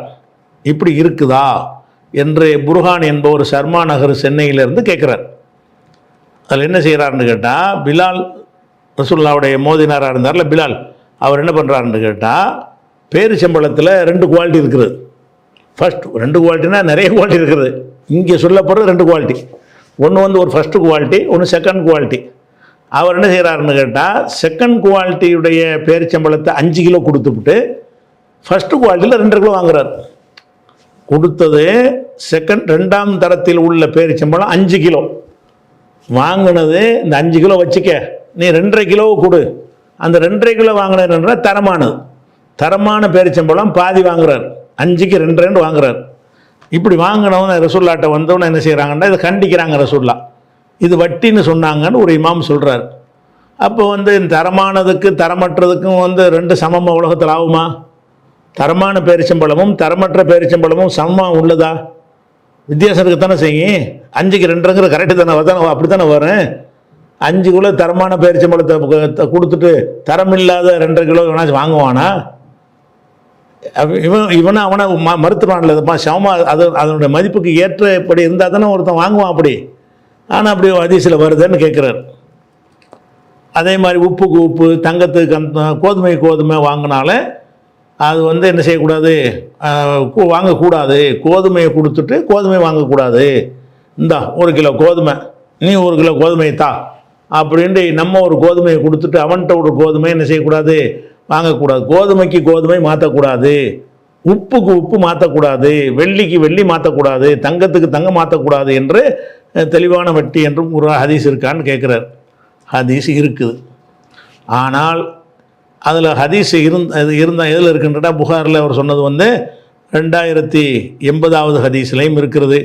அதே புகாரில் 2175லையும் லா தபீஉ தஹப பி தஹபி, தங்கத்துக்கு தங்கத்தை விற்காதீர்கள், இல்லா சவாம்பி சவாயின், சரிக்கு சரியாகவே தவிர விற்காதீர்கள். ஒல் ஃபில்லத பில் ஃபில்லத்து இல்லா சவா, அதாவது 100 கிராம் தங்கத்துக்கு 100 கிராம் தங்கம் தான் வாங்கணுமே தவிர 150 கிராம் வாங்கக்கூடாதுன்னு அர்த்தம் வருது. ஆனால் 24 கேரட் தங்கமும் 22 கேரட் தங்கமும் இருக்குன்னு வைங்க. அப்போ இது வந்து 1 கிலோ கொடுத்துட்டு 1 கிலோ வாங்க மாட்டாங்கன்னாச்சு, அதனுடைய மதிப்பு வேறு, இதனுடைய மதிப்பு வேறு. அது ஒரே மதிப்பாக இருந்தால் என்னத்துக்கு இப்படி இதை வாங்கணும்னு கேட்டேன். தங்கத்துக்கு தங்கத்தை எந்த கிறுக்கம் வாங்குவோம் உலகத்தில்? தங்கத்துக்கு தங்கம்னு சொன்னால் 100 கிராம் இந்த தங்கத்தை வச்சுக்கிட்டு அந்த 100 தங்கத்தை ஒரே மதிப்புள்ள இருந்தால் யாராச்சும் வாங்குவானா? அதுக்கு மேலே இதை வச்சுக்கிட்டு போகிறேன், இதுக்கு மேலே அதை வச்சுக்கிட்டு போகிறேன்னு வாங்க மாட்டாங்க. அப்போ இந்த ஹதீஸை விளங்கி கொள்வதில் என்ன பிரச்சனை வருதுன்னு கேட்டால், அதேமாதிரி பேரிச்சம்பழத்துக்கு சொன்னாங்கன்னு 2170 வருது. இது அனைத்துக்குமே வந்து அதே மாதிரி வந்து இது அனைத்துக்குமே புகாரியில் ஒரு ஹதீஸ் வந்து இதை விளக்கி விடுகிறது. என்ன விளைக்கிறதுனா புகாரில் 2178, 2179 இந்த 2 ஹதீஸில் 2 நம்பர் போட்டிருப்பாங்க. ஒரு ஹதீஸுக்கு தான் 2 நம்பர் போட்டிருக்கிறாங்க. அதில் அந்த ஹதீஸில் என்ன வருதுன்னு கேட்டால், தங்கத்துக்கு தங்கம் வெள்ளிக்கு வெள்ளிலாம் வாங்கலாம்னு சொல்லி வாங்கக்கூடாதுன்னு ஒருத்தர் சொல்கிறார். இப்னு அப்பாஸ் என்ன செய்கிறாருன்னா அதெல்லாம் வாங்கிக்கலாங்கிறார். தங்கத்தை கொடுத்து தங்கம் வாங்கலாம், வெள்ளியை கொடுத்து வெள்ளியை வாங்கலாம், அது ஒன்றும் தப்பு கிடையாது, கூட குறைய கூட வாங்கிக்கலாம். 100 கிராம் கொடுத்து 105 கிராம் வாங்கலாம். வேறு வேறு குவாலிட்டி இருந்தால் அப்படி தானே வரும். 100 கிராமுடைய 24 கேரட்டை கொடுத்துட்டு 22 கேரட்டில் 150 கிராம் கேட்கலாம்ல, ரெண்டுக்கு வித்தியாசம் இருக்குல்ல. அந்த மாதிரி செய்யலாம்னு இப்னு அப்பாஸ் சொல்கிறாருன்னு ஒரு கருத்து வருது. இப்னு அப்பாஸ் போய் கேட்குறாங்க. அவர் என்ன செய்கிறாருன்னு கேட்டால், இது எதில் இருந்து நீங்கள் இப்படி சொல்கிறீங்க, வாங்கலான்னு எப்படி சொல்கிறீங்கன்னு கேட்டவுடனே அவர் என்ன சொல்கிறாருன்னா, இந்தப்பா நானாவெல்லாம் சொல்லலை, இது ரசூல் ஸல்லல்லாஹு அலைஹி வஸல்லம் பற்றி உங்களுக்கு என்னை விட நல்லா தெரியும். ஆனாலும் எனக்கு உசாமா பின் ஸெய்த் இருக்கார்ல, அவர் எனக்கு ஒரு செய்தியை சொன்னார். என்ன சொன்னார்னா, நபிகள் நாயகம் ஸல்லல்லாஹு அலைஹி வஸல்லம் சொன்னதாக சொன்னார். என்ன சொன்னார்னா, லா ரிபா இல்லா ஃபி நசியா, கடனாக இருக்கும் பொழுதே தவிர வட்டிங்கிறது வராது. உடனுக்குடன் ரெடி கேஸில் வாங்குகிற எதுவுமே வட்டியில் வராது. கடன்கிறதுக்காக வேண்டி தான் இன்னைக்கு என்கிட்ட 100 கிராம வாங்கிக்கப்பா, அடுத்த மாதம் 105 கிராம் கொடு, இதுதான் வட்டி. இன்னைக்கு 1 மூட்டை கோதுமை நான் உனக்கு தருகிறேன், நாளைக்கு 1.25 மூட்டை கொடு, இதுதான் வட்டி. வட்டிங்கிறது எதில் தான் வரேன்? கடனில் வரணும். கடன் தவணை இருந்தால் மட்டும்தான் வட்டி வருமே தவிர, இந்த கோதுமை வச்சுட்டு அந்த கோதுமையை கொடுங்குறோம், உடனே கைக்கு கை மாற்றிடுறோம். இதில் என்னத்தை நம்ம கூட வாங்கிட்டோம்? அதுக்கு அந்த ஒரு 1ஆம் நம்பர் கோதுமை 2ஆம் நம்பர் கோதுமைன்ற ஒரு வித்தியாசம் உலகத்தில் இருக்குதுன்னு சொன்னால் எல்லோரும் அறிஞ்சு வச்சுருப்போம். அப்போ நம்ம என்ன செய்வோம்? இந்த 1ஆம் நம்பர் கோதுமையில் 100 கிலோ இருக்குது, நீ 2ஆம் நம்பர் கோதுமை வச்சுருக்கிற, அதில் 120 கிலோ எனக்கு தர்றியான்னு கேட்டு வாங்குகிறோம். கூட தான் வாங்குகிறோம். இது வட்டி கிடையாது. ஏன் வட்டி கிடையாது? கடன் வரல, உடனே தானே மாற்றுறோம். உடனே மாற்றணும்னு சொன்னால் அதுக்குரிய மதிப்பு இருந்தால் தான் எவனை மாற்றுவான்? 100 கிலோவுக்கு 120 கிலோ எவனை தருவானா? முதல்ல நான் கொடுக்குற 100 கிலோ கொடுக்குறேன், அவன் என்னத்துக்கு எனக்கு 120 கிலோ தரான்? அவன் இருக்கணாவன் என்கிட்ட தான் இருக்கடா, என்ன ஒரு 20 கிலோ கூட தரணும்னு கேட்டால் அது வேற இது வேற, அப்போ தான் கொடுப்பான். இதனுடைய தரம் வேற, அதனுடைய தரம் வேற. நான் தருவது முதல் தரம், நீ தருவது 2ஆம் தரம். முதல் தரம் 100 கிலோ என்றால் 2ஆம் தரம் 120 கிலோ, 120, 130 ஏதோ ஒன்று வரும், கூட வரும்ல, கொஞ்சம் கூட தான் வரும். இப்படி வாங்கினால் இதில் எப்படி வட்டி வரும்? வட்டி வராத. அப்போ அன்னைக்கே தானே வாங்கிக்கிறோம், இன்னைக்கு கொடுத்து இன்னைக்கு மாற்றுறோம். இது வட்டி வராது. இதில் தான் வரேன், லா ரிபன் இல்லா ஃபி நசியா, கடனில் தவிர வட்டிங்கிற வராது. எந்த தங்கத்துக்கு தங்கம் மாற்றக்கூடாதுன்னு வந்தாலும் அது மாதிரி வரக்கூடிய எல்லா ஹதீஸ்லையும் கடன் சேர்த்துக்கிறணும். கடனாக கொடுக்கும்போது, கடனாக மாற்றும் போது தான் தங்கத்துக்கு தங்கம் மாற்றக்கூடாது, சரிக்கு சரியாக இருக்கணும் கடனாக கொடுக்கும்போது. அப்போ கடனாக கொடுக்கும்போது கொஞ்சம் 100 கிராமுக்கு 105 கிராம் வாங்கிட்டேன்னு வைங்க, அப்போ அந்த ஒரு மாதத்துக்கு அவன்கிட்ட பொருள் இருக்குதுல்ல, அதுக்கு தான் வட்டி 5 கிராம் கேட்டு வாங்குறேன்னு அர்த்தம். அதே இது புகாரில் ஹதீஸ் ஆச்சா. முஸ்லீம் எப்படி வருதுன்னு கேட்டால், இன்னமர் ரிபா ஃபின் நசியா, அதில் லா இலாஹ இல்லல்லாஹ் மாதிரி வருது. வட்டியை கடனில் தவிர வட்டி வரா, லா இலாஹ இல்லல்லாஹ் மாதிரி லா ரிபா, வட்டி கிடையாது, இல்லன் நசியா இல்லா ஃபின் நசியா, நசியத்தில் கடனில் தவிர வட்டி கிடையாது. அப்போ கடனில் மட்டும்தான் வட்டி வரும். எந்த ஒரு கொடுக்கல் வாங்கலையும் வட்டிங்கிறதுனா கடன் இருக்கணுங்க. கடன் இல்லாத எந்த ஒரு 100 ரூபாயை கொடுத்து சில்லறை வாங்குகிறோம், 100 500 தாளை கொடுத்து 5 100 ரூபா நோட்டை வாங்குகிறோம், ரூபாய்க்கு ரூபா மாற்றுறது வட்டியா? இது வட்டி கிடையாது. அப்போ என்ன செய்கிறோம்? இன்றைக்கி 500 ரூபா நீ வச்சுக்க, நீ அடுத்த மாதம் 600 ரூபா தாண்டு கேட்குறது வட்டியாக போயிடும். வட்டி எங்கே வரும்? எந்த அம்சம் இருந்தால் தான் வட்டி. இன்னைக்கு கொடுத்துட்டு நாளைக்கு வாங்கினா தான் வட்டி, இந்த மாதம் கொடுத்து அடுத்த மாதம் வாங்கினா தான் வட்டி. நம்ம பொருள் அவன்கிட்ட இருக்கும், அவன் பயன்படுத்துவதற்காக வேண்டி ஒரு ஆதாயத்தை அடைவது. வட்டியுடைய பேசிக்கே என்னன்னு கேட்டால், நம்முடைய பொருளாதாரம், நம்முடைய பொருள், நம்முடைய பணம் ஒருவன்கிட்ட இருந்து சில நாட்கள் அவன்கிட்ட இருக்குது என்ற ஒரு காரணத்திற்காக வேண்டி எனக்கு கூடுதலாக தா என்று கேட்குறான் பாருங்க, அங்கே மட்டும்தான் வட்டி வருமே தவிர வேறு எதுலேயும் வராது. 1 லட்ச ரூபாய்க்கு சில்லறை கேட்குறீங்க, ஒரு 2000 ரூபாய்க்கு சில்லறை கேட்குற, 2000 ரூபா கிடையாதா? இப்போ 1000 ரூபாய்க்கு சில்லறை, 1000 ரூபாய் கிடையாதா? 500 ரூபாய்க்கு சில்லறை கேட்குறீங்க. 500 ரூபாய்க்கு சில்லறை கேட்டீங்கன்னு சொன்னால் 500 ரூபாய்க்கு அவன் என்ன செய்யறான்? 10 ரூபா நோட்டாக கூட தருவான், 5 ரூபா நோட்டாக கூட தருவான். அல்லது வந்து 100 நோட்டாக கூட 5 தருவான், 50 கூட ஒரு 10 நோட்டை தருவான். இப்படி மாற்றுறீங்க. ரூபாய்க்கு ரூபா தானே, தங்கத்துக்கு இங்கே மாற்றக்கூடாதுன்னா ரூபாய்க்கு ரூபா தானே, இது மாற்றலாமாட்டா மாற்று எதுன்னு இருக்குது, அதுக்குள்ளே தானே இது. நீங்கள் கொடுத்த 500 தாளும் அவன் தர 500 தாளும் ஒன்று தானப்பா. நீங்கள் கொடுத்த 500 தாள் கொடுக்குற, அவன் 500 தாள் தரான், ரெண்டு ஒன்றா வெவ்வேறையா மதிப்பில்? தோற்றத்தில் வேறையாக இருக்கலாம், மதிப்பில் ரெண்டு ஒன்று தானே. அப்போ இது வட்டி வராது. ஏன்? உடனுக்குடனே நடந்து விடுகிறது. உடனுக்குடன் நடக்கிற எந்த ஒரு கொடுக்கல் வாங்கல்லையும் வட்டி வரவே வராது. எப்போ வட்டி வரேன்? 500 இன்னைக்கு கொடுத்துட்றது, நீ வந்து 10 ரூபாய் தாளாக எனக்கு கொடு. எவ்வளோ கொடுன்னா 550 கூட அடுத்த மாதம் கொடு. இந்த மாதம் என்கிட்ட 500 வாங்கிக்க, அடுத்த மாதம் எனக்கு 550 கொடுன்னா தான் வட்டி. அப்போ காலத்திற்காக வேண்டி பெறுகிற ஆதாயத்துக்கு பேர் தான் வட்டி. காலம் எவ்வளோ காலம்? 2 மாதம் கழித்து கொடுத்தா 600 கொடு, 3 மாதம் கழித்து கொடுத்தா 700 கொடு, 4 மாதம் கழித்து கொடுத்தா 800 கொடுன்னா இதுக்கு பேர் தான் வட்டி. அப்போ ரசூலுல்லாஹ் என்ன செய்கிறாங்கன்னா, இன்னமர் ரிபா ஃபின் நசியா, நசியாவில் மட்டும்தான் வட்டி வரும். நசியான்னா கடன், கடனுக்கு தைன் என்றாலும் கடன், நசியா என்றாலும் கடன். இது முஸ்லீமில் வருது. தபரானியில் ஒரு ஹதீஸ் என்ன வருதுன்னு கேட்டால், லா ரிபா ஃபி யதன் பியதின் ஃபி யதின் பியதின், உடனுக்குடன் மாற்றிக்கொள்கிற எதிலும் வட்டி கிடையாது. லா ரிபா வட்டி கிடையாது. ஃபி யதின் பியதின், கைக்கு கையின்னா உடனுக்குடன் அர்த்தம். கைக்கு கையாக மாற்றுறதுன்னா என்ன அர்த்தம்னா உடனுக்குடன் அர்த்தம். அப்போ உடனுக்குடன் மாற்றிக்கொள்கிற எந்த ஒன்றுலையும் ரிபா வட்டி கிடையாது. இன்னமர் ரிபா ஃபித்தைனி, கடனில் மாத்திரம்தான் வட்டி இருக்கிறதுன்னு சொல்லிட்டாங்க. அதனால் எந்த ஹதீஸுகளில் தங்கத்துக்கு தங்கம் மாற்றாதன்னு வருதோ, வெள்ளிக்கு வெள்ளி மாற்றாதன்னு வருதோ, ஒரு திருகத்துக்கு 2 திருகம் வாங்காதன்னு வருதோ, ஒரு மூட்டைக்கு 2 மூட்டை வாங்காதன்னு வருதோ, அந்த எல்லா ஹதீஸ்லையும் இந்த வார்த்தையை சேர்த்துக்கணும். கடனுக்குண்டு அதில் வராது, ஒரே ஹதீஸ்ல எல்லாம் வராது. இந்த மாதிரி பார்க்குற எல்லா ஹதீஸ்லையும் என்ன சேர்த்துக்கணும்னு கேட்டால், கடனாக கொடுக்கும்போது, கடனாக வாங்கும்போதுன்னு அம்புட்டு ஹதீஸ்லையும் இல்லாட்டாலும் சேர்த்துக்கணும். வேற ஒரு ஹதீஸில் வந்துட்டதுனால அந்த நோக்கத்தில் தான் ரசூலுல்லாஹ். அப்படி தான் ப்ராக்டிக்கலாகவும் இருக்கு. இன்னைக்கே கொடுத்து இன்றைக்கே கூட எவன் வாங்குவான்? ஒரே பொருளை இன்னைக்கு இது 100 ரூபாய் கொடுத்துட்டு 100 ரூபாய் மரம் தாண்டுவானா கிறுக்கம் கூட வாங்க மாட்டானே. ஒன்றை 100 ரூபா இருக்குது, அவன்டே 100 ரூபா இருக்குது, 100 ரூபா வச்சு 100 ரூபா தாங்கன்னு கேட்டால் இவன் கேட்பான், அதில் கேட்க மாட்டான்ல. அப்போ வாங்குறதா இருந்தால் இப்போ ஆதாயத்துக்கு மாற்றினா தான் அந்த கொடுக்கல் வாங்கல வட்டிங்கிறது வரும். அதனால் நீங்கள் எத்தனை ஹதீஸை பார்த்தாலும் என்ன செய்யணும்னு கேட்டால், அது வந்து கடன் அடிப்படையில் தான் பொருளுக்கு பொருள் மாற்றும் போது கூட குறைய வாங்கிடக்கூடாது. சரியா? சரிக்கு சரியாகவும் இருக்கணுங்கிறது வேற. அது தவணை இருந்தால் மட்டும்தான் வட்டி வரும். அடுத்து ஒரு கேள்வி கேட்குறாங்க. சுலை மேலக்காவரிலேருந்து கேட்குறார். பிற மத சகோதரர் உள்ளே வரும்போது இதை நம்மளை பார்க்க ஒருத்தர் வர்றாரு, கை கூப்பி இப்படி செய்கிறாங்கல்ல, இப்படி கூப்பிட்றது, கை கூப்பி இணைத்து முகமன்னு சொல்கிறாங்க. மறுமொழியாக முஸ்லீம்களும் இப்படி கை கூப்பி சொல்லணுமா?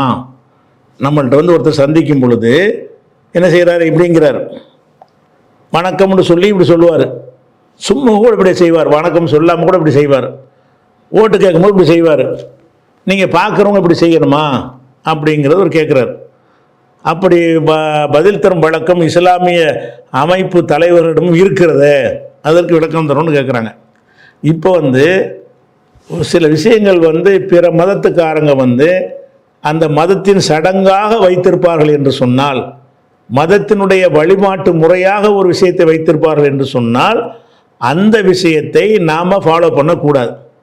மன் தஷப்பஹ பிகௌமின் ஃபஹுவ மின்ஹும், யார் ஒரு சமுதாயத்தை போல நடந்து கொள்கிறாரோ அவரும் அவங்களை சேர்ந்தவர்னு ரசூலுல்லாஹ் சொல்லிட்டாங்க. இப்போ இந்த முறை இருக்குல்ல இப்படிங்கிற, இது எதுக்கு உள்ளது?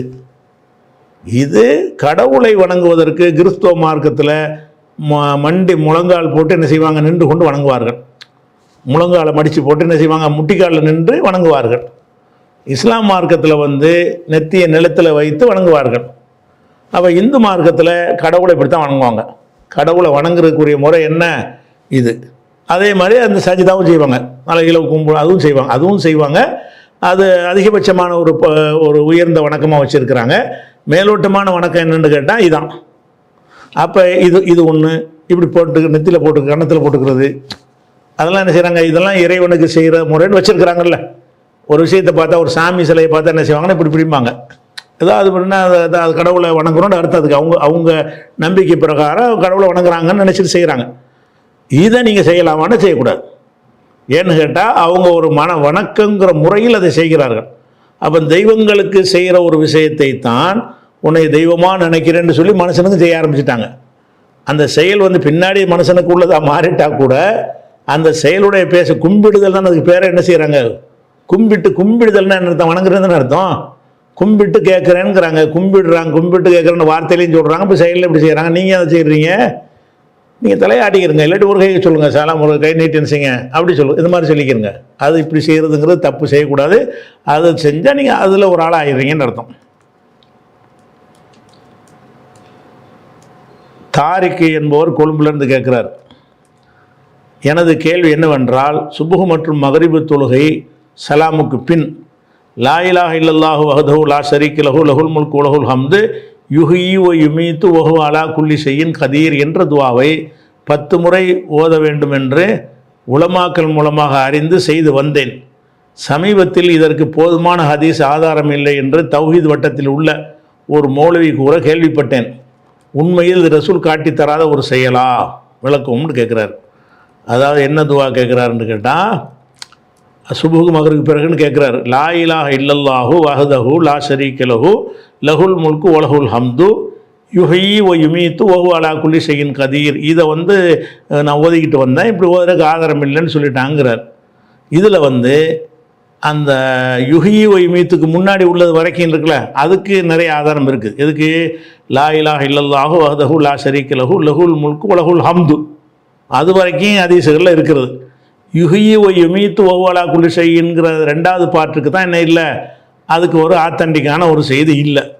அது என்ன எப்படி வருதுன்னு கேட்டால், இப்போ உதாரணமாக புகாரில் 844வது ஹதீஸ் எடுத்துக்கிட்டீங்கன்னு சொன்னால், அண்ணன் நபி ஸல்லல்லாஹு அலைஹி வஸல்லம் கான யகூலு ஃபீ துபுரி குல்லி ஸலாத்தின் மக்தூபத்தின், கடமையான ஒவ்வொரு தொழுகைக்கு பின்னாலும் ரசூல் ஸல்லல்லாஹு அலைஹி வஸல்லம் ஓதுவார்கள். என்ன ஓதுவார்கள் என்றால், லா இலாஹ இல்லல்லாஹு வஹ்தஹு லா ஷரீக்க லஹு லஹுல் முல்கு வலஹுல் ஹம்து வஹுவ அலா குல்லி ஷைஇன் கதீர்.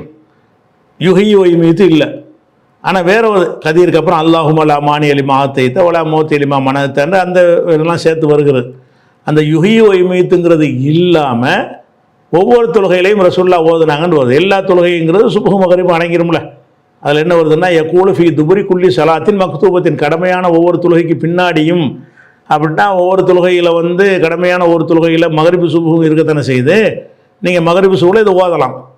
எதை ஓதலாம்? அந்த யுஹ்யி வ யுமீத்து வஹுவ அலா குல்லி ஷைஇன் கதீர், அதைத்தான் மைனஸ் பண்ணிக்கலாமே தவிர அது வரைக்கும் உள்ளது ஹதீஸில் உள்ளது தான். அதே மாதிரி இது புகாரில் 844. அதே மாதிரி புகாரில் 3293வது ஹதீஸில் என்ன வருதுன்னு கேட்டால், மன் கால லா இலாஹ இல்லல்லாஹு வஹ்தஹு லா ஷரீக்க லஹு லஹுல் ஹம்து லஹுல் முல்கு வலஹுல் ஹம்து வஹுவ அலா குல்லி ஷைஇன் கதீர் என்ற சொல்லை யார் ஃபீ யௌமின் மிஅத்த மர்ரா, ஒவ்வொரு நாளும் 100 தடவை ஓதுகிறாரோ, மொத்தத்தில் ஒரு நாளைக்கு 100, 5 வேளை தொலைக்கு 10 கூட ஓதிட்டு போங்க. அல்லது டைம் கிடைக்கும் போது என்ன செய்யுங்க, ஒரு வேளையிலே 100 கூட ஓதுங்க. ஒரு நாளைக்கு 100 தான் கணக்கு. மன் கால லா இலாஹ இல்லல்லாஹு வஹ்தஹு லா ஷரீக்க லஹு லஹுல் முல்கு வலஹுல் ஹம்து. ஆனால் யுஹ்யி வ யுமீத்து இதில் இல்லை. இந்த யுஹ்யி வ யுமீத்துங்கிற வார்த்தை தான் இல்லாமல் இருக்கே தவிர அதுக்கு முந்தி நீங்கள் சொன்ன விஷயம் இருக்குது. லா இலாஹ இல்லல்லாஹு வஹ்தஹு லா ஷரீக்க லஹுல் முல்கு வலஹுல் ஹம்து வஹுவ அலா குல்லி ஷைஇன் கதீர் என்ற ஒரு சொல்லை யார் ஓதுகிறாரோ, ஃபீ யௌமின் மிஅத்த மர்ரா, ஒரு நாளைக்கு 100 தடவை ஓதுகிறாரோ, கானத் லஹு அதுல் அஷ்ரி ரிகாபின், ஒரு 10 அடிமையை விடுதலை செய்யக்கூடிய ஒரு நன்மை கிடைக்கும். ஓ குத்திபத் லஹு மிஅத்து ஹசனத்தின், 100 நன்மைகள் அவருக்கு பதிவு செய்யப்படும். ஓ முஹியத் அன்ஹு மிஅத்து செய்யத்தின், 100 தீமைகள் அவரிடமிருந்து அழிக்கப்படும். ஓ கானத் லஹு ஹிர்ஸம் மின ஷைத்தானி யௌமஹு தாலிக ஹத்தா யும்சிய, மாலை நேரம் அடைகிற வரைக்கும் ஷைத்தானிடமிருந்து அவருக்கு ஒரு பாதுகாப்பு கிடைக்கும் என்று ரசூல் ஸல்லல்லாஹு அலைஹி வஸல்லம் சொன்னார்கள் என்று புகாரில் 3293 இருக்கிறது.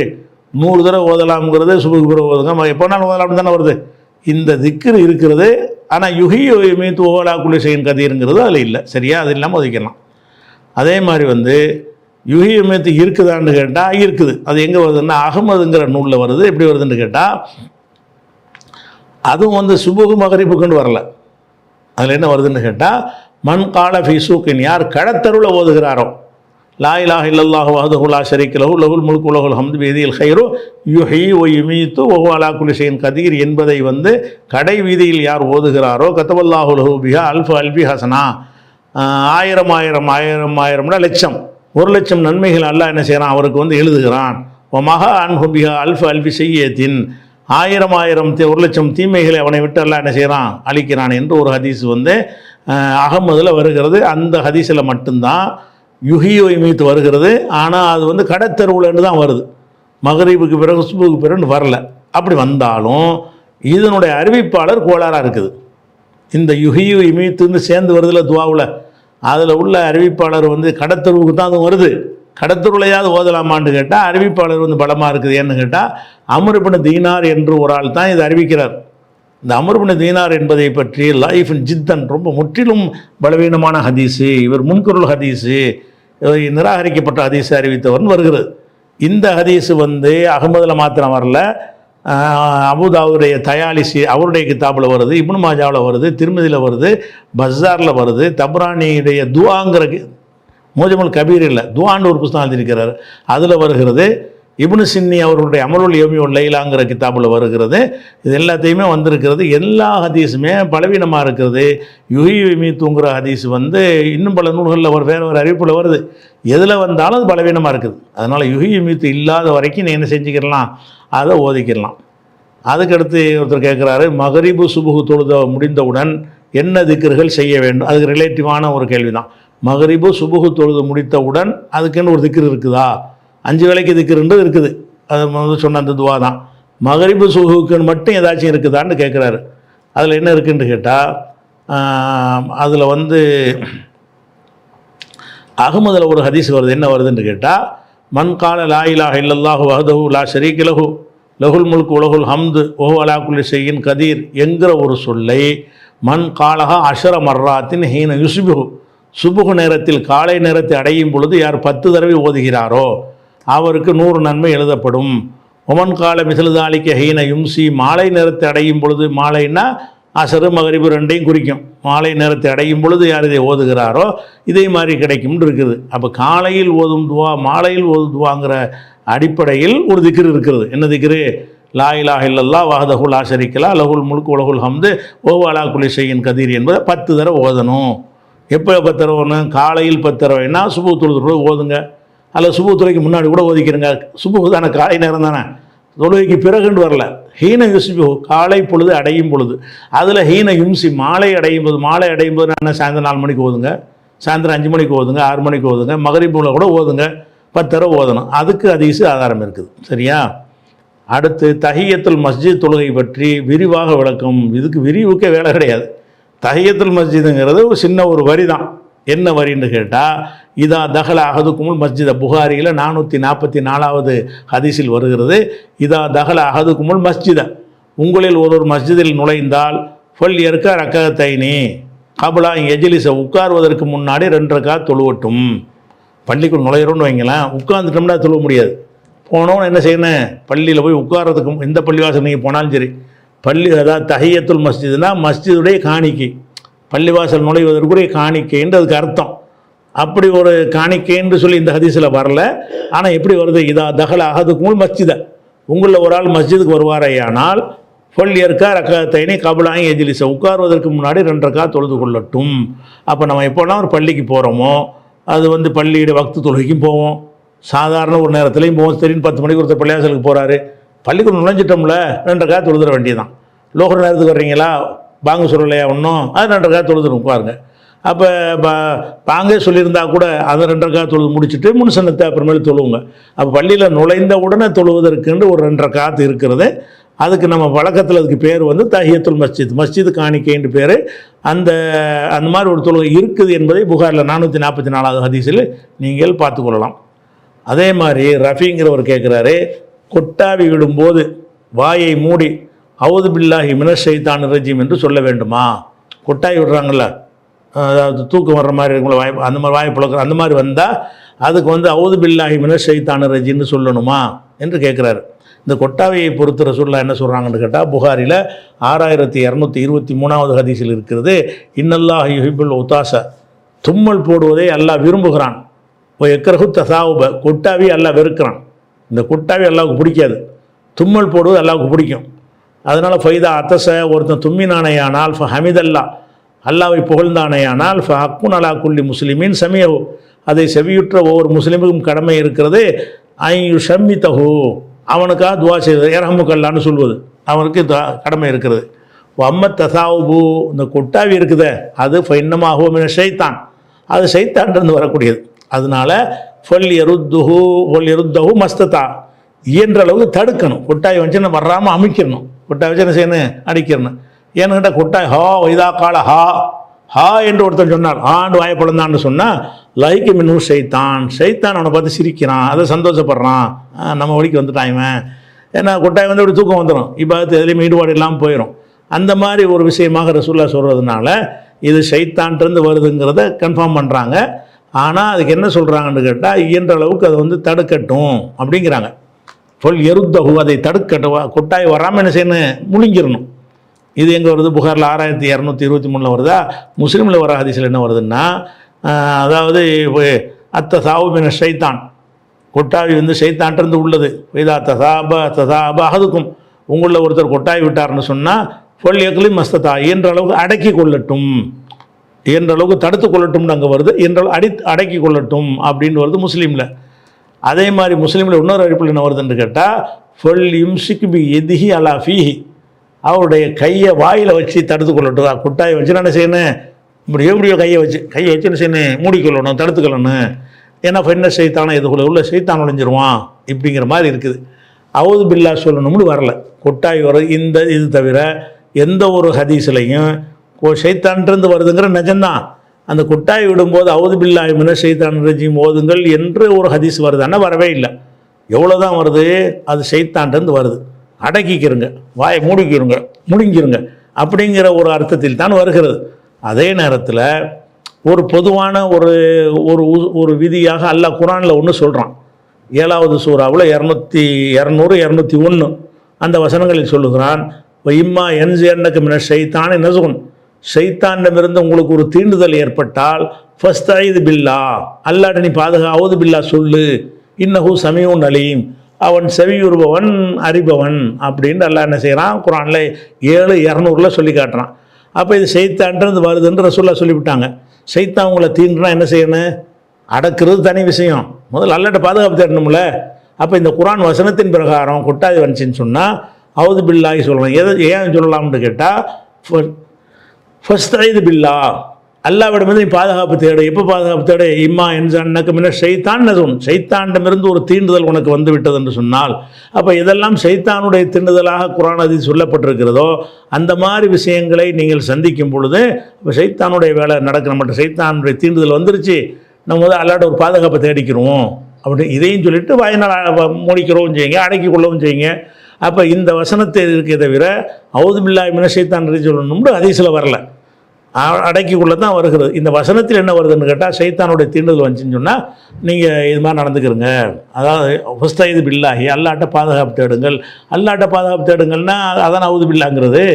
அல்லாஹ்ட்ட பாதுகாப்பு தேடுகிறேன்ங்கிறது அவுது பில்லாவுக்கு அர்த்தம். சரி, அடுத்ததாக வந்து முகமது நியாஸ் இலங்கையிலேருந்து கேட்குறாரு. என்ன கேட்குறாருன்னு கேட்டால், ஒரு அறிஞர் ஆய்வு செய்து சரியான தீர்ப்பு எடுத்தால் அவருக்கு 2 நன்மைகள் கிடைக்கும். அவர் ஆய்வு செய்து தவறான தீர்ப்பை எடுத்தால் ஒரு நன்மை கிடைக்கும் என்று நபி ஸல்லல்லாஹு அலைஹி வஸல்லம் கூறியுள்ளார்கள். இப்போ என்னுடைய கேள்வி என்னவென்றால், இன்ன செயலுக்கு இன்ன தண்டனை கிடைப்பதாக சொல்லக்கூடிய ஒரு ஹதீஸை ஒரு அறிஞர் இஹ்லாஸான முறையில் ஆய்வு செய்து அந்த ஹதீஸை மறுக்கிறார் என்று வைத்துக்கொள்ளுங்கள். ஒரு ஹதீஸை ஆய்வு செய்கிறாரு, இந்த இது செஞ்சால் இன்ன தண்டனைன்னு அந்த ஹதீஸ் வருது, ஆனால் சரியான ஹதீஸா இல்லை அப்படின்னு சொல்லி ஆய்வு செஞ்சு மறுத்துடுறார். ஆனால் அந்த ஹதீஸ் அல்லாஹ்விடத்தில் சஹீஹாக உள்ளதுன்னு வைத்துக்கொள்ளும். அல்லாஹ்விடத்தில் இவர் மறுத்துடுறாராம், ஆனால் உண்மையில் வந்து அல்லாஹ்விடத்தில் சரியான ஹதீஸாக இருக்குது. அதே சமயம் அந்த ஹதீஸ் சொல்லப்பட்ட செயலை அந்த அறிஞர் செய்கிறார். இப்போ அந்த அறிஞருக்கு அந்த செயலை செய்ததுக்காக தண்டிக்கப்படுவாரா அப்படின்னு கேட்குறார். அதாவது ஒரு அறிஞரை ஒரு ஆய்வு செய்கிறாராம், ஆய்வு செஞ்சு இந்த செயல் தவறு என்று ஆய்வுக்கு அவருக்கு பட்டுருச்சு. ஆனால் என்ன செய்கிறார்? அவர் நினைக்கிறார்னா நமக்கு தவறுன்னு படுது, ஒருவேளை அல்லாஹ்ட்ட அது சரியாக இருக்கலாம்ல அப்படி நினைத்ததை செய்கிறார். செஞ்சிட்டாருன்னு சொன்னால் அவருக்கு அந்த செயலை வந்து அவருடைய நிலைமை என்ன அப்படின்னு கேட்குறாங்க. இப்போ உங்களுக்கு வந்து அந்த எந்த ஹதீஸை நீங்கள் ஆதாரமாட்டி கேட்குறீங்களோ அந்த ஹதீஸிலே அதுக்கு ஆன்சர் இருக்குது. என்ன ஆன்சர் இருக்குதுன்னு கேட்டால் அது புகாரில் வரக்கூடிய ஒரு ஹதீஸ் தான். எப்படி வருது? புகாரில் வந்து நீங்கள் எடுத்துக்காட்டின ஹதீஸ் 7352வது ஹதீஸில் வருகிறது. இதா ஹக்கமல் ஹாக்கிமும், ஒரு நீதிபதி தீர்ப்பளிக்கக்கூடியவர் தீர்ப்பளிக்கும் பொழுது ஃபஜ் தகத, நன்கு ஆய்வு செய்து, சும்மா அசாப, அவர் சரியான முடிவை எட்டிவிட்டார் என்று சொன்னால் ஃபலஹு அஜிரானே, அவருக்கு 2 கூலி இருக்கிறது. ஆய்வு செஞ்சு இதுதான் இதனுடைய தீர்வு என்று கண்டுபிடித்தார்னு சொன்னால் அவருக்கு 2 கூலி இருக்கிறது. ஒய்தா ஹக்கம, அவர் தீர்ப்பளிக்கும் பொழுது ஃபஜ்தகத, ஆய்வு செஞ்சு, சும்மா தவறான முடிவை அடைந்து விட்டார் என்று சொன்னால் ஃபலஹு அஜ்ருன், அவருக்கு 1 கூலி இருக்கிறது. அப்போ வந்து சரியான முடிவை எட்டினால் 2 கூலி, தவறான முடிவை எட்டினால் 1 கூலி. அல்லாட்டது சரியாக இருந்தாலும் சரி. இதுக்கு என்ன அல்லாட்ட சரின்னு தான் அர்த்தம்? தவறான முடிவை எட்டிட்டாருன்னா என்ன அர்த்தம்? அது அல்லாவிடத்தில் சரியாக இருக்கலாம். ஆனால் இவர் என்ன செஞ்சிடறாருன்னு கேட்டால் தவறுங்கிறார். மனோயிச்சை இப்படி சொல்லி ஆய்வு செஞ்சு சொல்கிறார். இவர் ஆய்வு செய்கிறாரு, இதுதான் இது வந்து ஹராம் தான் அப்படின்னு முடிவு எடுத்துடுறார். அல்லாட்டி நெசமாக ஹராம் இருக்குதுன்னு வைங்க, 2 கூலி. இல்லை ஹராம் இல்லைன்னு முடிவு எடுத்துடுறாரு, ஆனால் உண்மையில் ஹராமாக இருக்குது. இப்போ தப்பு செஞ்சிட்டார். இந்த தப்பு செஞ்சவருக்கு ரசூலுல்லாஹ் சொல்றது என்ன செய்கிறாங்கன்னு கேட்டால், அல்லாட்ட என்னவா இருக்குன்னு உனக்கு தெரியுமா? அது மறுமையெல்லாம் தெரிய போகுது. அல்லாட்ட சரியாக இருக்கக்கூடிய ஒரு விஷயத்தை நீ தப்புன்னு முடிவு எடுத்தாயானால், ஆய்வில் எடுத்தாயானால் உனக்கு ஒரு கூலி இருக்குன்னு தான் சொல்கிறாங்க. அப்போ நம்ம அதை செஞ்சாலும் தண்டனை கிடையாது. நம்ம ஒரு விஷயத்தை செய்கிறோம், தவறான முடிவு தான். ஆனால் தவறு என்பதற்காக நம்ம செய்யல, நம்ம ஆய்வு செஞ்சு இருக்கிறோம். நம்ம ஆய்வு செஞ்சு பார்த்த வகையில் இது தவறு என்று தெரிகிறது, இது ஹராம் என்று தெரிகிறது, அல்ல ஒரு ஹலால் என்று தெரிகிறது. ஒரு ஹராம்னு எல்லாரும் சொல்கிறாங்க, நான் ஆய்வு செஞ்சு அதை ஹலால்னு நான் நினைக்கிறேன். நான் நிஜமாக உண்மையாக ஆய்வு செய்யணும். நான் அதை விரும்பி மனம் வச்சு இப்படி வளைச்சிடக்கூடாது. அதை ஆய்வுன்னு அர்த்தம் தானே. இஜித்தகதனால நல்லா கடுமையாக உழைக்கணும். கடுமையாக உழைத்து ஆய்வு செஞ்சு நம்ம ஒரு சரியான ஒரு முடிவு எடுக்க பாடுபடுறோம். அல்லாவிடத்திலும் சரியான முடிவாக இருக்கும் என்று சொன்னால் 2 கூலி கிடைக்கும். அல்லாவிடத்தில் அது சரியான முடிவாக இல்லை, தவறு தான், ஆனால் நீ தான் அதை சரின்னு நினச்சிருக்கிற அப்படின்னு இருந்தால் அல்லா தண்டிக்க மாட்டான், கூலி தருவான் இருக்குது. அதனால் குற்றம் வராது. வழங்குதா?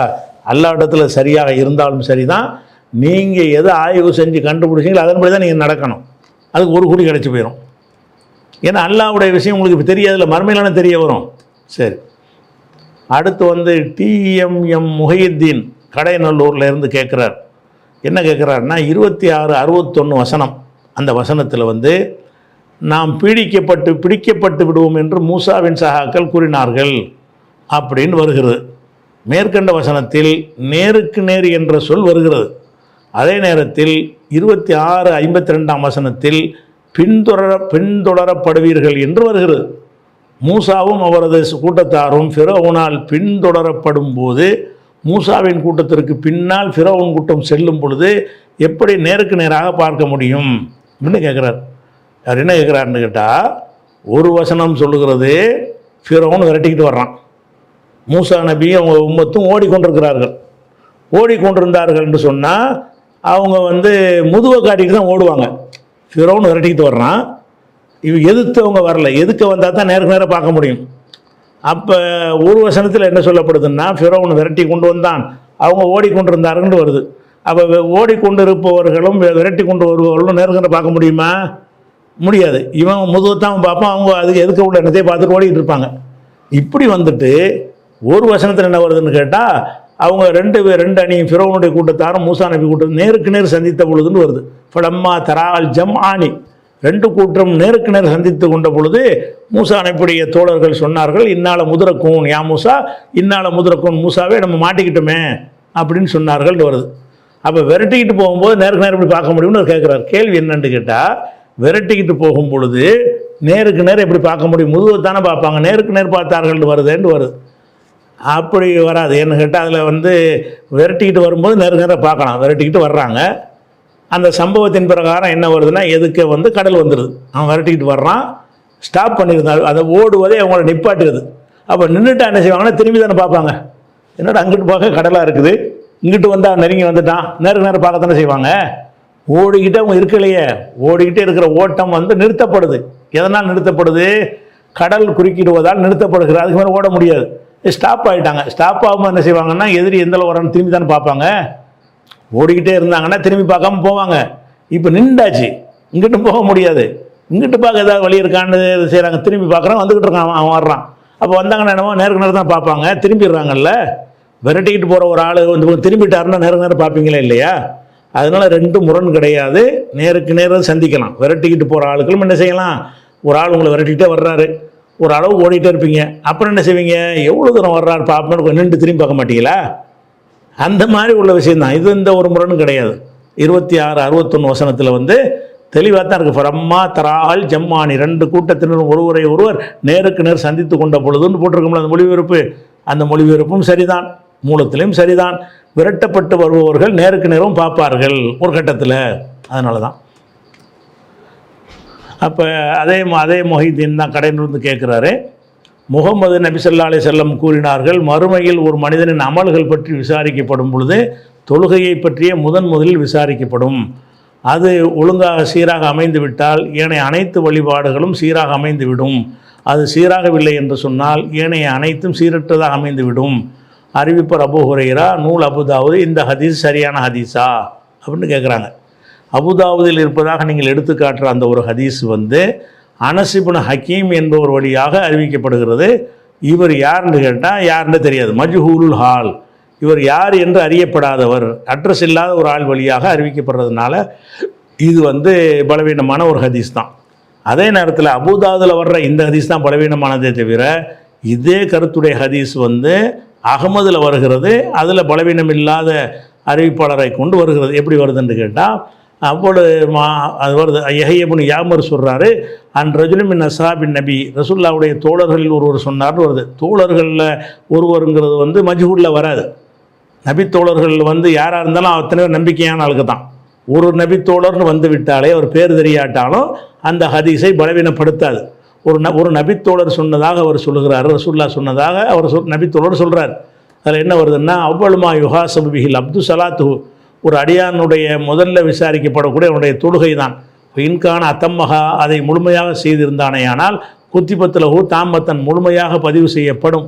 இல்லம் இயக்கும் அத்தம்மகா, முழுமையாக அவன் சரியான முறையில் தொழுதிருக்காவிட்டால் காலல்லாஹு அஸவஜல்ல, அப்போ அல்லாஹ் சொல்லுவான், உந்துரு கவனியுங்கள், ஹல் தஜிதூன் லி அப்தி மின் ததவ்வின், எனது அடியானுக்கு உபரியான வணக்கம் ஏதாவது இருக்கான்னு கொஞ்சம் பாருங்கள், நஃபில் சுண்ணத்து இருக்கான்னு பாருங்கள், அதை தூக்கி போட்டு நிறைச்சிருங்கன்னு சொல்லுவான். அல்லா இப்போ தூக்கமிழு பிஹா ஃபரிலத்தஹு, அவருடைய ஃபரில் வந்து அதை கொண்டு பூர்த்தி பண்ணுங்க.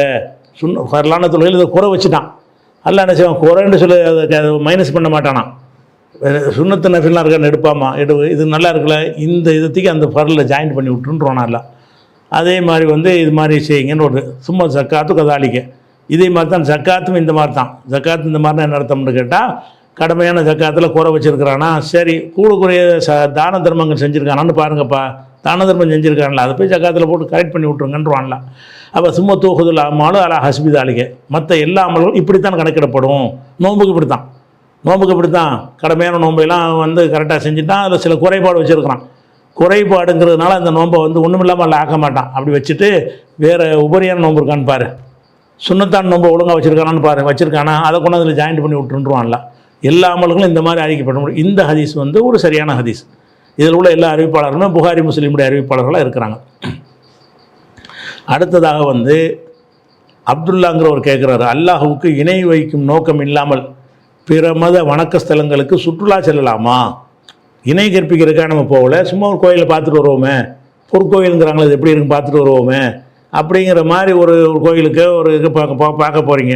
தர்கா கூட போகிறோம்ல, அது பிறமத வழிபாடு தலை மாதிரி உள்ளது தானே, அதுக்கெல்லாம் போகலாமா? அந்த வழிபாட்டு நோக்கம் இல்லாமல், இணை கற்பிக்கிற நோக்கம் இல்லாமல் போகலாமான்னு கேட்டால் போகலாம். இணை கற்பித்தல் தான் கூடாதே தவிர அது என்னென்று பார்த்து அதனுடைய தீமைகளை விளங்கி கொள்வதற்காக வேண்டி, ஒரு படிப்பினை பெறுவதற்காக வேண்டி நம்ம என்ன செய்யலாம், போகலாம் என்பதற்கு ஆதாரம் இருக்குது. என்ன ஆதாரம் இருக்குதுன்னு கேட்டால், அது புகாரியில் 427வது ஹதீஸில் இருக்கிறது. உம்மு ஹபீபா அவர்களும் உம்மு சலமா அவர்களும், இந்த 2 பேர் ரசூலுல்லாஹ்வுடைய மனைவிமார்கள். உங்களுக்கு தெரியும், இந்த 2 பேர் என்ன செஞ்சாங்கன்னா, ஆரம்ப காலத்து இஸ்லாமிய பெண்மணிகள். இவங்க என்ன செய்கிறாங்கன்னு கேட்டால், ஹிஜ்ரத்து பண்ணி மக்காவிலேருந்து அபிசீனியாவுக்கு போயிட்டாங்க. அபிசீனியாவில் மக்காவில் இருந்தாங்க. ரொம்ப கொடுமைப்படுத்தப்படுறாங்க. கொடுமைப்படுத்தப்பட்டவங்க என்ன செய்கிறாங்கன்னு கேட்டால், நம்ம வந்து அபிசினியாவுக்கு போயிடுவோமேன்னு ஹிஜ்ரத் பண்ணி போயிட்டாங்க. போன பிறகு அந்த அபிசினியாவெல்லாம் வந்து நஜ்ஜாசி மன்னர் உட்பட கிறிஸ்துவர் தானே, பிறகு இஸ்லாத்துக்கு வந்துட்டார். அந்த கிறிஸ்தவர்களுடைய ஒரு நாடாக அது இருக்கிறது. அந்த நாடாக இருந்தால் என்ன இருக்கும், கிறிஸ்துவ ஆலயங்கள் தானே இருக்கும். அப்போ இவங்க என்ன செய்கிறாங்கன்னு கேட்டால், அங்கே ஒரு முக்கியமான ஒரு ஒரு ஒரு சர்ச் இருக்கிறது அந்த அந்த அபிசினியாவில். அதை போய் வந்து 2 பேரும் பார்க்குறாங்க. ஹிஜ்ரத்து பண்ணி இருக்கும் பொழுது அபிசினியாவில் இருந்து என்ன செய்கிறாங்கன்னா, உம்மு சலமா உம்மு ஹபீபா 2 பேரும் ஜக்கரத்தா கனீசத்தன் ராயினஹா பில் ஹபஷா, ஹபஷாவில், ஹபஷான்னா அபிசினியான்னு சொல்கிறாங்க. அபிசினியா மட்டும் இல்லை, எத்தியோப்பியா, சோமாலியா, அபிசினியா 3க்கும் சேர்த்து ஹபஷா. அந்த காலத்தில் ஹபஷா என்பது இப்போ 3 நாடாக இருக்கிறது. அந்த ஹபஷாவில் எது அடங்கும்னு சொன்னால் அபிசினியா அடங்கும், எத்தியோப்பியா அடங்கும், சோமாலியா அடங்கும். இந்த 3க்கும் சேர்த்த பேர் பெரிய சாம்ராஜ்யம் அது. அந்த நாடை தான் நஜ்ஜாசி மன்னர் ஆண்டார். அப்போ என்ன செய்கிறாங்கன்னா, தக்கரத்தா கணீசத்தன் ஒரு ஆலயத்தை அவர்கள் ஆலயத்தை பற்றி பேசினார்கள். யார் பேசினா? உம்மு ஹபீபாவும் உம்மு சலமாவும் பேசுகிறாங்க ரசூல்லாட்ட. என்ன செய்கிறாங்கன்னா, ராயினஹா பில் ஹபஷா, அபிசினியாவில் அவர் கண்டார்களே, ஃபிஹா தசாவீரு, அதில் நிறைய உருவங்கள்லாம் பதிக்கப்பட்டிருக்குமே, அந்த ஒரு ஆலயத்தை பற்றி இப்போ தக்கரத்தால் இன்னபி ஸல்லல்லாஹு அலைஹி வஸல்லம் ரசூல்லாட்ட வந்து அதை பற்றி ரசூல் பேசுகிறாங்க. ஹிஜ்ரத்தெல்லாம் முடிஞ்சு இஸ்லாமிய கை ஓங்கின பிறகு உம்மு சலமா உம்மு ஹபீபா 2 பேரும் எங்கே வந்துடுறாங்க? மதீனாவுக்கு வந்துடுறாங்க. வந்து ரசூல்லாவுக்கு மனைவியாகவும் ஆயிடுறாங்க. ஆனதுக்கு பிறகு ஒரு நாள் ரசூல்லாவுக்கு முன்னாடி பேசுகிறாங்க, நாங்கள் அபிசினியாவில் இருந்தோம்ல, அப்போ ஒரு கோயிலை பார்த்தோம், ரொம்ப அழகாக வேலைப்பாடெலாம் பயங்கரமாக இருக்கும் அப்படின்னு ரசூல்லாவுக்கு முன்னாடி அதை பற்றி விளக்குறாங்க. அப்போ ரசூல்லா என்ன செய்கிறாங்கன்னா, இன்ன உலாயிக்க இதாக்கான ஃபீஹிம் ரஜுலு சாலிஹு ஃபமாத்த, அந்த மக்கள்கிட்ட ஒரு நல்ல மனுஷன் ஒருத்தர் இறந்து விட்டான் என்று சொன்னால், பனோ அலா கப்ரிஹி மஸ்ஜிதா, அவனுடைய அடக்க ஸ்தலத்தில் ஒரு மஸ்ஜிதை, ஒரு வழிபாட்டு தலத்தை உருவாக்கி கொள்கிறார்கள். ஓ சவ்வரூஃபிஹி தில்கசூர், அந்த உருவங்களையும் அதில் வரைந்து விடுகிறார்கள். இப்போ உலாய்க்கு சிராருல் ஹல்கு இந்தல்லாஹ் யோமுல் கியாமா, கியாம நாளில் அவங்க தான் படைப்பில் மகா கெட்டவங்க அப்படின்னு ரசூல்லா சொன்னாங்களே தவிர, நீங்கள் எப்படி அதை போய் பார்த்தீங்க, அதுக்கே நீங்கள் போனீங்கன்னு ரசூல்லா கேட்கல. இதில் வந்து அவங்க செஞ்ச செயல் தவறுன்னு கண்டிக்கிறாங்களே தவிர, நாங்கள் அதை போனோம்னு சொல்லும் பொழுது ரசூல்லாவுடைய கடமை என்ன, மார்க்கத்தை சொல்கிறதானே கடமை. அவங்க போகிறது தவறாக ஒன்று இருந்துச்சுன்னா இதை வந்து அடித்து திருத்த வேண்டிய விஷயம். நீங்கள் போனது சரி, இனிமேல் போகக்கூடாது, இந்த சர்ச்சைகள்லாம் நீங்கள் போனது தப்பான விஷயம்ன்ற சொல்ல அவங்க வந்து எச்சரிக்கை பண்ணலை. வேறு என்ன பண்ணுறாங்க, அவ்வளோ அழகாக இருந்துச்சா அதை அப்படி தான் செய்வாங்க, மகா கெட்டவங்க, ஒரு ஆள் செத்தாக விடமாட்டாங்க அப்படின்ற சொல்ல சொன்னாங்களே தவிர, இந்த 2ஐயும் வர்ணித்தவர் உம்மு ஹபீபா உம்மு சலமாவை ரசூல் ஸல்லல்லாஹு அலைஹி வஸல்லம் கண்டிக்கவில்லை. இது புகாரில், ஏன்னா வழிபாடு இருக்கவங்க போகலை, பார்க்குறதுக்கு போனாங்க. புகாரில் 427 வருது. 427 மட்டும் இல்லை, 434, 1341, 3873, இந்த 4 இடங்களில் இந்த ஹதீஸு புகாரில் மட்டும் வருகிறது. அதே மாதிரி வந்து ரசூல் ஸல்லல்லாஹு அலைஹி வஸல்லம் என்ன செய்கிறாங்கன்னு கேட்டால், அவுஃப் இப்னு மாலிக்ங்கிற ஒரு பழைய காலத்து பாதிரியில் ஒரு ஆள், அவர் என்ன செய்கிறாருன்னு கேட்டால், நபி ஸல்லல்லாஹு அலைஹி வஸல்லம் அவர்களோடு நானும் அவர்களும் என்ன ஒரு யூதர்களுடைய கோயிலுக்கு போனோம். யார்? ரசூல்லா போயிருக்கிறாங்க. ரசூல் ஸல்லல்லாஹு அலைஹி வஸல்லம் அவர்களும் அவுஃப் இப்னு மாலிக் என்பவரும் அந்த கோயிலுக்கு போகிறாங்க. கோயிலில் அந்த மக்கள்லாம் இருப்பாங்க, யூத கோயிலில் யூதர்கள்லாம் இருப்பாங்க. அப்போ ரசூல் அங்கே போய் என்ன செய்கிறாங்கன்னா, யா மாஷரல் யஹூதி கூட்டமே, அருணி இஸ்னை அஷர் ரஜுலன், ஒரு 12 பேர் எனக்கு தாங்க, யஷ்ஹதுன அல்லா இலாஹ இல்லல்லாஹ் அன்ன முஹம்மது ரசூலுல்லாஹ் என்று சொல்லக்கூடிய, அஷஹது அல்லா இலாஹ இல்லல்லாஹ் அன்ன முஹம்மது ரசூலுல்லாஹ்னு சொல்லக்கூடிய, மொழிந்திருக்கக்கூடிய ஒரு 12 பேரை எனக்கு காட்டுங்கள்.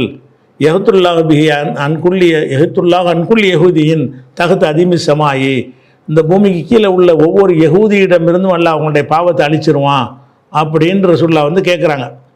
யாரும் வாயை பேசலை. ரசூல்லாவுடைய அந்த அழைப்புக்கு அவங்க பதில் சொல்லலை.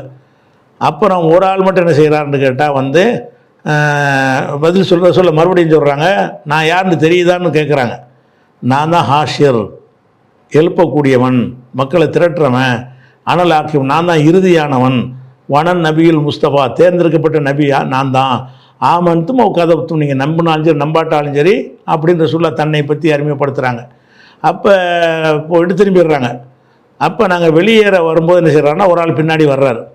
பின்னாடி வந்து, நெல்லு முகமது நெல்லு, நீ சொன்னது சரிதான், நீ தூதர் தான், இறை தூதர் தான் அப்படின்னு சொல்லிட்டு என்ன செய்கிறாருன்னு கேட்டால், நிப்பாட்டி வச்சுட்டு அந்த மனிதர் சொல்கிறார், யூதர்கள்ட்ட சொல்கிறார், யூதர்களே என்னை பற்றி உங்களுடைய அபிப்பிராயம் என்ன அப்படின்னு கேட்குறாரு.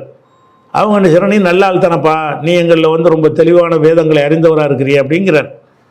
அப்போ என்ன செய்கிறார், நான் சொல்கிறேன் இவர் அல்லாஹ்வுடைய தூதர் தான், நபிதான் என்று நான் சாட்சி சொல்கிறேன். நீங்கள் தௌராத்தில் ஒரு ஆளை பற்றி குறிப்பிட்டிருக்குத அது இவர் தான் என்று நான் சாட்சி சொல்கிறேன் அப்படின்ட்டு அவர் என்ன செய்கிறாரு, ரசூலுல்லாஹ்வுக்கு சப்போர்ட்டாக பேசுகிறார்.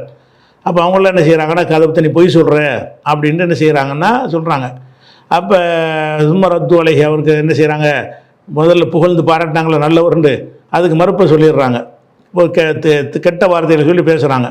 அப்போ ரசூலுல்லாஹ் சொல்கிறாங்க, கதப்தும், நீங்கள் தான் போய் சொல்கிறீங்க, இல்லை யுக்குபல கவுலுக்கும் உங்களுடைய சொல் ஏற்றுக்கொள்ளப்படாது அப்படின்னு சொல்லிட்டு ரசூலுல்லாஹ் என்ன செய்கிறாங்கன்னா அதை பற்றி பேசுகிறாங்கன்னு வருது. இப்போ என்ன ஆச்சுன்னா, நாங்கள் இப்போ ஹரஜனா நான் ஒன்று சலாசத்துன் ரசூலுல்லாஹி ஸல்லல்லாஹு நாங்கள் 2 பேராக போனோமா, 3 பேரை நாங்கள் திரும்பினோம். அந்த 3வது ஆள் யாருன்னு கேட்டால் அப்துல்லா இப்னு சலாம், கிறிஸ்தவ பாதிரியார். அவர் தான் வந்து ரசூலுல்லாஹ்க்கு சப்போர்ட்டாக பேசுகிறார். இவங்க யூத கோயிலில் போய் பேசுகிறாங்க, நான் ரசூல் உங்களை ஏற்றுக்கிறேங்கிறாங்க. அவங்க பேசாமல் இருக்கிறாங்க. அப்துல்லா இப்னு சலாம்னு ஒரு பாதிரியார் அங்கே இருக்கிறாரு. அவர் என்ன செய்கிறார், முகமது நில்லுங்க, நீங்கள் அல்லாஹ்வுடைய ரசூல் நான் அறிவேன், எனக்கு தெரியும் அப்படின்னு சொல்லிட்டு மக்கள்கிட்ட போய் என்ன செய்கிறான்னு கேட்டால், உங்கள் தௌராத்தில் எழுதி வச்சுக்கிற ஒரு ஆள் வருவாருண்டு, அது இவர் தான், நான் உறுதி பண்ணுறேங்கிறார். அவங்க எல்லாம் வந்து புகழ்ந்தவங்க திட்ட ஆரம்பிக்கிறாங்க. அப்போ என்ன செய்கிறாருன்னு கேட்டால், இல்லை இவர் சரிதான்னு சொல்லிட்டு ரசூலுல்லாஹ்வோட சேர்ந்து இவர் 2 பேர் தானே போனாங்க, இவர் ரசூலுல்லாஹ்வுடைய கட்சியில் சேர்ந்து திருப்பி 3 பேராக வர்றாங்க. அப்போ ஹரஜனா ஒன்னாகனு சலாதத்துன், நாங்கள் 3வராக திரும்பினோம். யார் 3 திரும்பினோம்னு கேட்டால் ரசூலுல்லாஹி ஸல்லல்லாஹு அலைஹி வஸல்லம் ஒன்று, நான் ஒன்று, இந்த அபூ மாலிக்ங்கிற அறிவித்தார்ல அவர், நான் ஒரு ஆள், அப்துல்லா இப்னு சலாம் ஒரு ஆள், 3 பேராக திரும்பினோம் அப்படின்னு சொல்லி அதில் வருகிறது. இப்போ பாயிண்ட் இது ஹாக்கிமில் வரக்கூடிய ஒரு செய்தி, இது வந்து ஒரு அறிவிப்பாளர் கரெக்டாக இருக்கிற ஒரு செய்தி. அப்போ இதுலேருந்து என்ன விளங்குதுன்னு கேட்டால், அங்கே போய் ரசூல் ஸல்லல்லாஹு அலைஹி வஸல்லம் அவர்கள் பிற மத வழிபாடு தலத்துக்கு போகிறாங்க, வழிபடுறதுக்கு போகலை. அங்கே இருக்கிறவர்களுக்கு போய் அங்கே போய் சத்தியத்தை சொல்கிறதுக்கு போகிறாங்க. இஸ்லாம் நான் என்ன ரசூல் ஏற்றுக்கணுங்கப்பான்னு சொல்கிறதுக்கு போகிறாங்க. அந்த இடத்துக்கு போகாமல் வெளியே வரும்போது காத்திருந்தும் சொல்லலாம்ல, அது போவது தப்பாக இருந்தால் அங்கே ஏன் போகிறாங்க? போகிறது பிரச்சனை இல்லை, தீமையை கண்டால் உங்களுக்கு 3 கடமை இருக்குது. ஒன்று வந்து வாயால் தடுக்கணும், இல்லாட்டி கையால் தடுக்கணும், இல்லாட்டி வாயால் தடுக்கணும், மனசால் இருக்கணும்னு இருக்குது. அப்போ நீங்கள் ஒரு நன்மை தீமை எடுத்து சொல்கிற ஒரு நோக்கத்திற்காகவும் என்ன செய்யலாம், போகலாம். போகிறதே தப்பு கிடையாது. அது அந்த பக்தியோடு போகிறது, அதில் வந்து லைக் பண்ணுறது, அந்த மாதிரி விஷயங்கள் தான் கூடாது என்பது விளங்கிக் கொள்கிறோம். அதே மாதிரி வந்து அதே அப்துல்லா தான் கேட்குறாரு, சர்ச்சில்னா பிற மத வழிபாட்டு தலங்கள்னு பொதுவாக வச்சுக்கிறோம். வழிபாட்டு தலங்களில் மைக் செட்டு போடுவது, சீரியல் லைட்டு போடுவது, இதெல்லாம் ஹலாலான்னு கேட்குறாரு. ஒரு மனிதர் வந்து ஒரு தொழில் செய்கிறார், அந்த தொழில் வந்து அனுமதிக்கப்பட்ட ஒரு தொழிலாக இருக்கிறது. அந்த தொழிலை கோயிலில் வந்து செய்ய சொல்லி கூப்பிட்றாங்க. தொழில் கரெக்டான தொழில் தான், கூப்பிட்றது கோயிலில். என்ன தொழில் பண்ணுறாரு இவர், சேர் வாடகைக்கு விட்றான்னு வைங்க, எங்கள் கோயில் விழா இருக்குது, ஒரு 1000 சேரை கொண்டாந்து இறக்கி வைங்கன்னு கேட்குறாங்க. நம்ம சேரை வாடகை கொண்டு விட்டுட்டோம். அதே மாதிரி ஒரு லைட்டு, ஒரு 100 லைட்டு போடுங்க, அந்த லைட் போடக்கூடியவராக இவர் இருக்கிறார். ஒரு 2 ஸ்பீக்கரை போடுங்க, அதை போடுங்கன்னு கேட்குறாங்க. அப்போ அதெல்லாம் வந்து மார்க்கத்தில் உள்ள செயலா இல்லாத செயலான்னு பார்க்கணும். மார்க்கத்தில் வந்து சேரு ஜமக்கான வாடகைக்கு விட்றது மார்க்கத்தில் உள்ளது தானே, சாராயத்தை வந்து கொடுக்கலையே, மார்க்கம் அனுமதிக்கப்பட்டது தானே. அந்த மாதிரி விஷயமாக இருக்கும் என்று சொன்னால் அதை போய் நம்ம எங்கே வாடகை கொடுத்தாலும் தப்பு கிடையாது.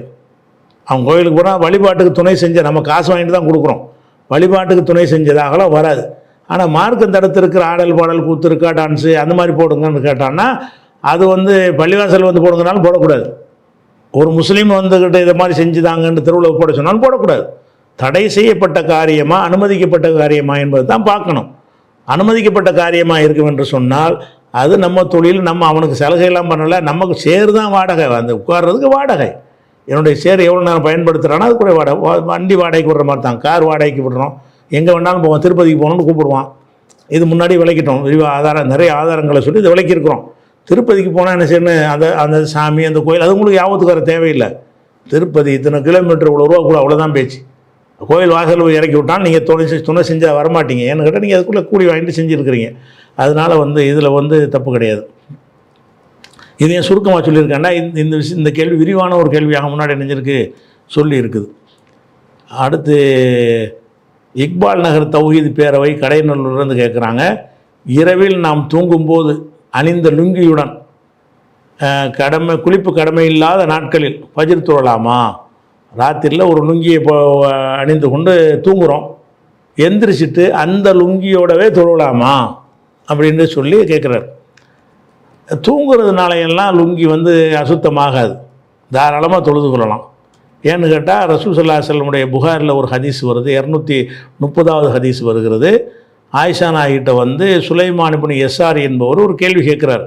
என்ன கேட்குறாருன்னு கேட்டால், ஒரு ஆடையில் அணிந்திருக்கிற ஆடையில் ஆணுடைய விந்து பட்டு விடுகிறது, அந்த விந்து அந்த ஆடையில் பட்டுருது, இதை பற்றி உங்களுடைய அபிப்பிராயம் என்னன்னு கேட்குறார். அப்போ ஆயிஷா நாயகி சொல்கிறாங்க, இது மாதிரி ரசூலுல்லாஹ்வுடைய ஆடையிலையும் அது மாதிரி பட்டுரும், நான் தான் அந்த ஆடையை அந்த இடத்த மட்டும் கழுவுவேன், அந்த கழுவுன அந்த அறிகுறி இருக்கும் பொழுது அந்த ஆடையோட போய் ரசூலுல்லாஹ் என்ன செய்வாங்க, தொழுவாங்க. வயஹுருஜுல ஸலாத்தி வஸருல் ஹுஸ்லி ஹஸ்லி ஃபி சௌபிஹி, அவங்க ஆடையில் அந்த கழுவப்பட்ட அடையாளம் இருக்கும் நிலையில் மொத்த ஆடையும் கழுவிட மாட்டாங்க, அந்த விந்து பட்ட இடத்த மட்டும் கழுவிட்டு அந்த ஆடையை அணிஞ்சு ரசூலுல்லாஹ் போய் தொடுவாங்கன்னு சொல்லி புகாரில் 230 231வது ஹதீஸ்லாம் இருக்கிறது.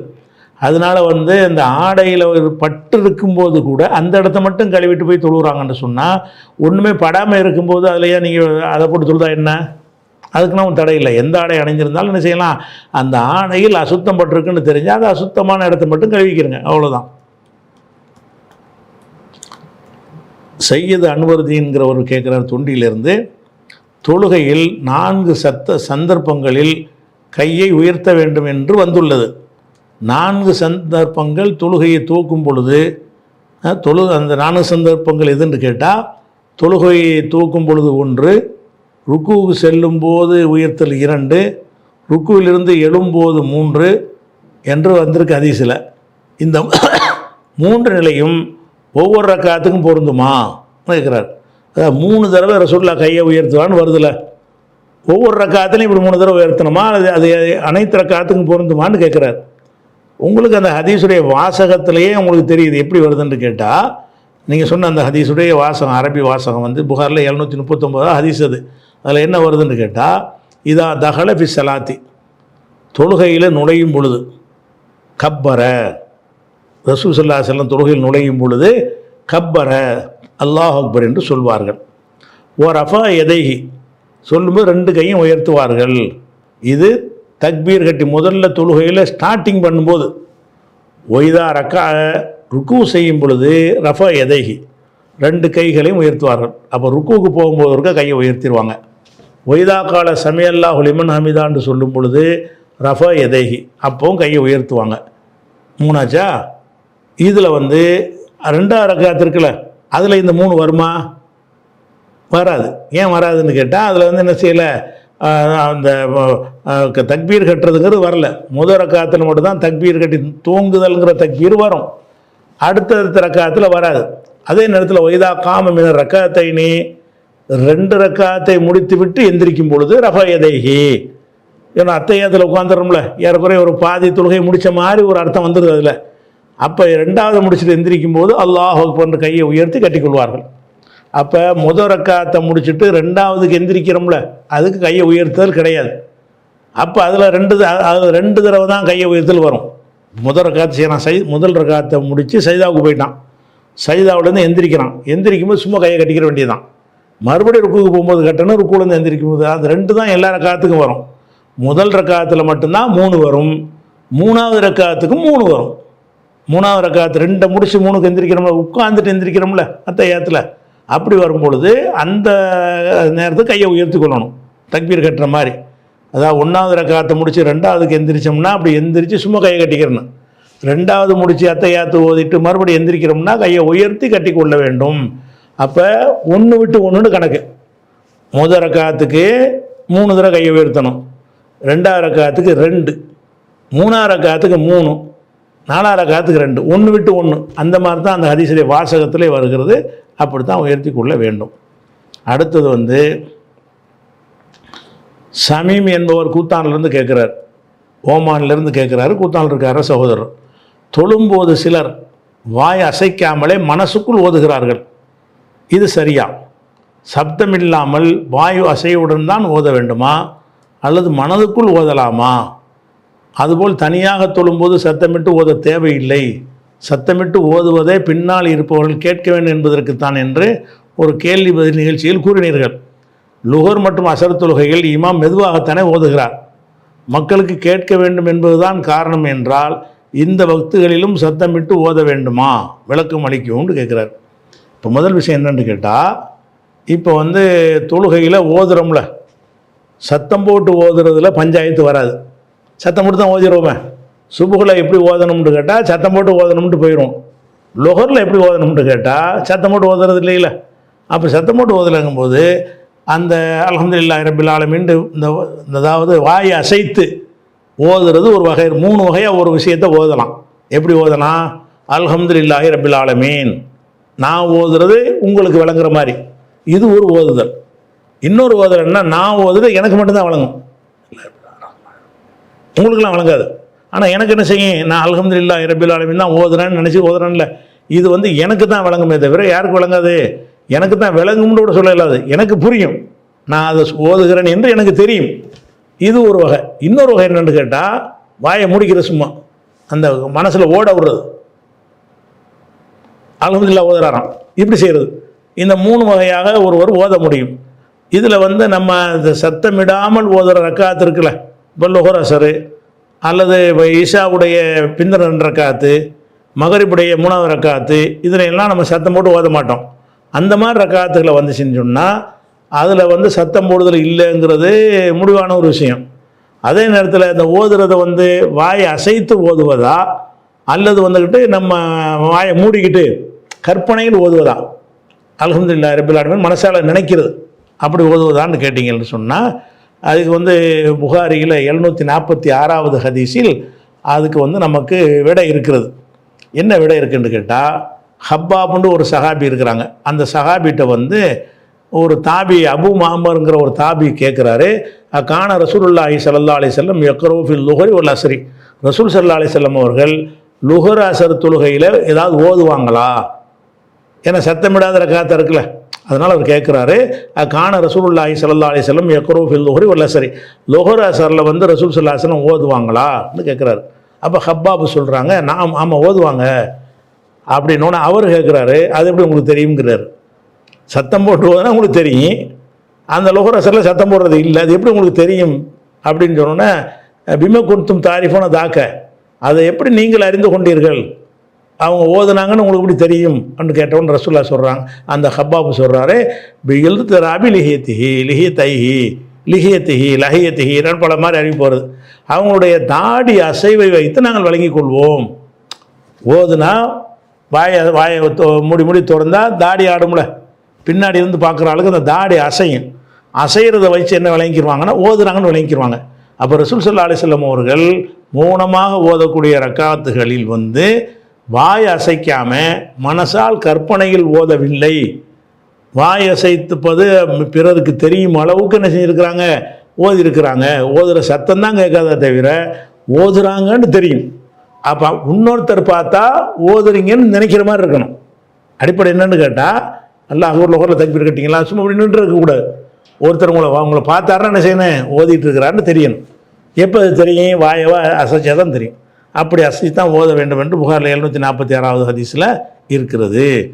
அன்பிற்குரிய சகோதரர்களே, நேரம் முடிஞ்சிட்டதுனால இதோட முடிச்சுக்கணும். இன்ஷா அல்லாஹ் அடுத்தடுத்த வாரங்களில் பார்க்கலாம். அஸ்ஸலாமு அலைக்கும்.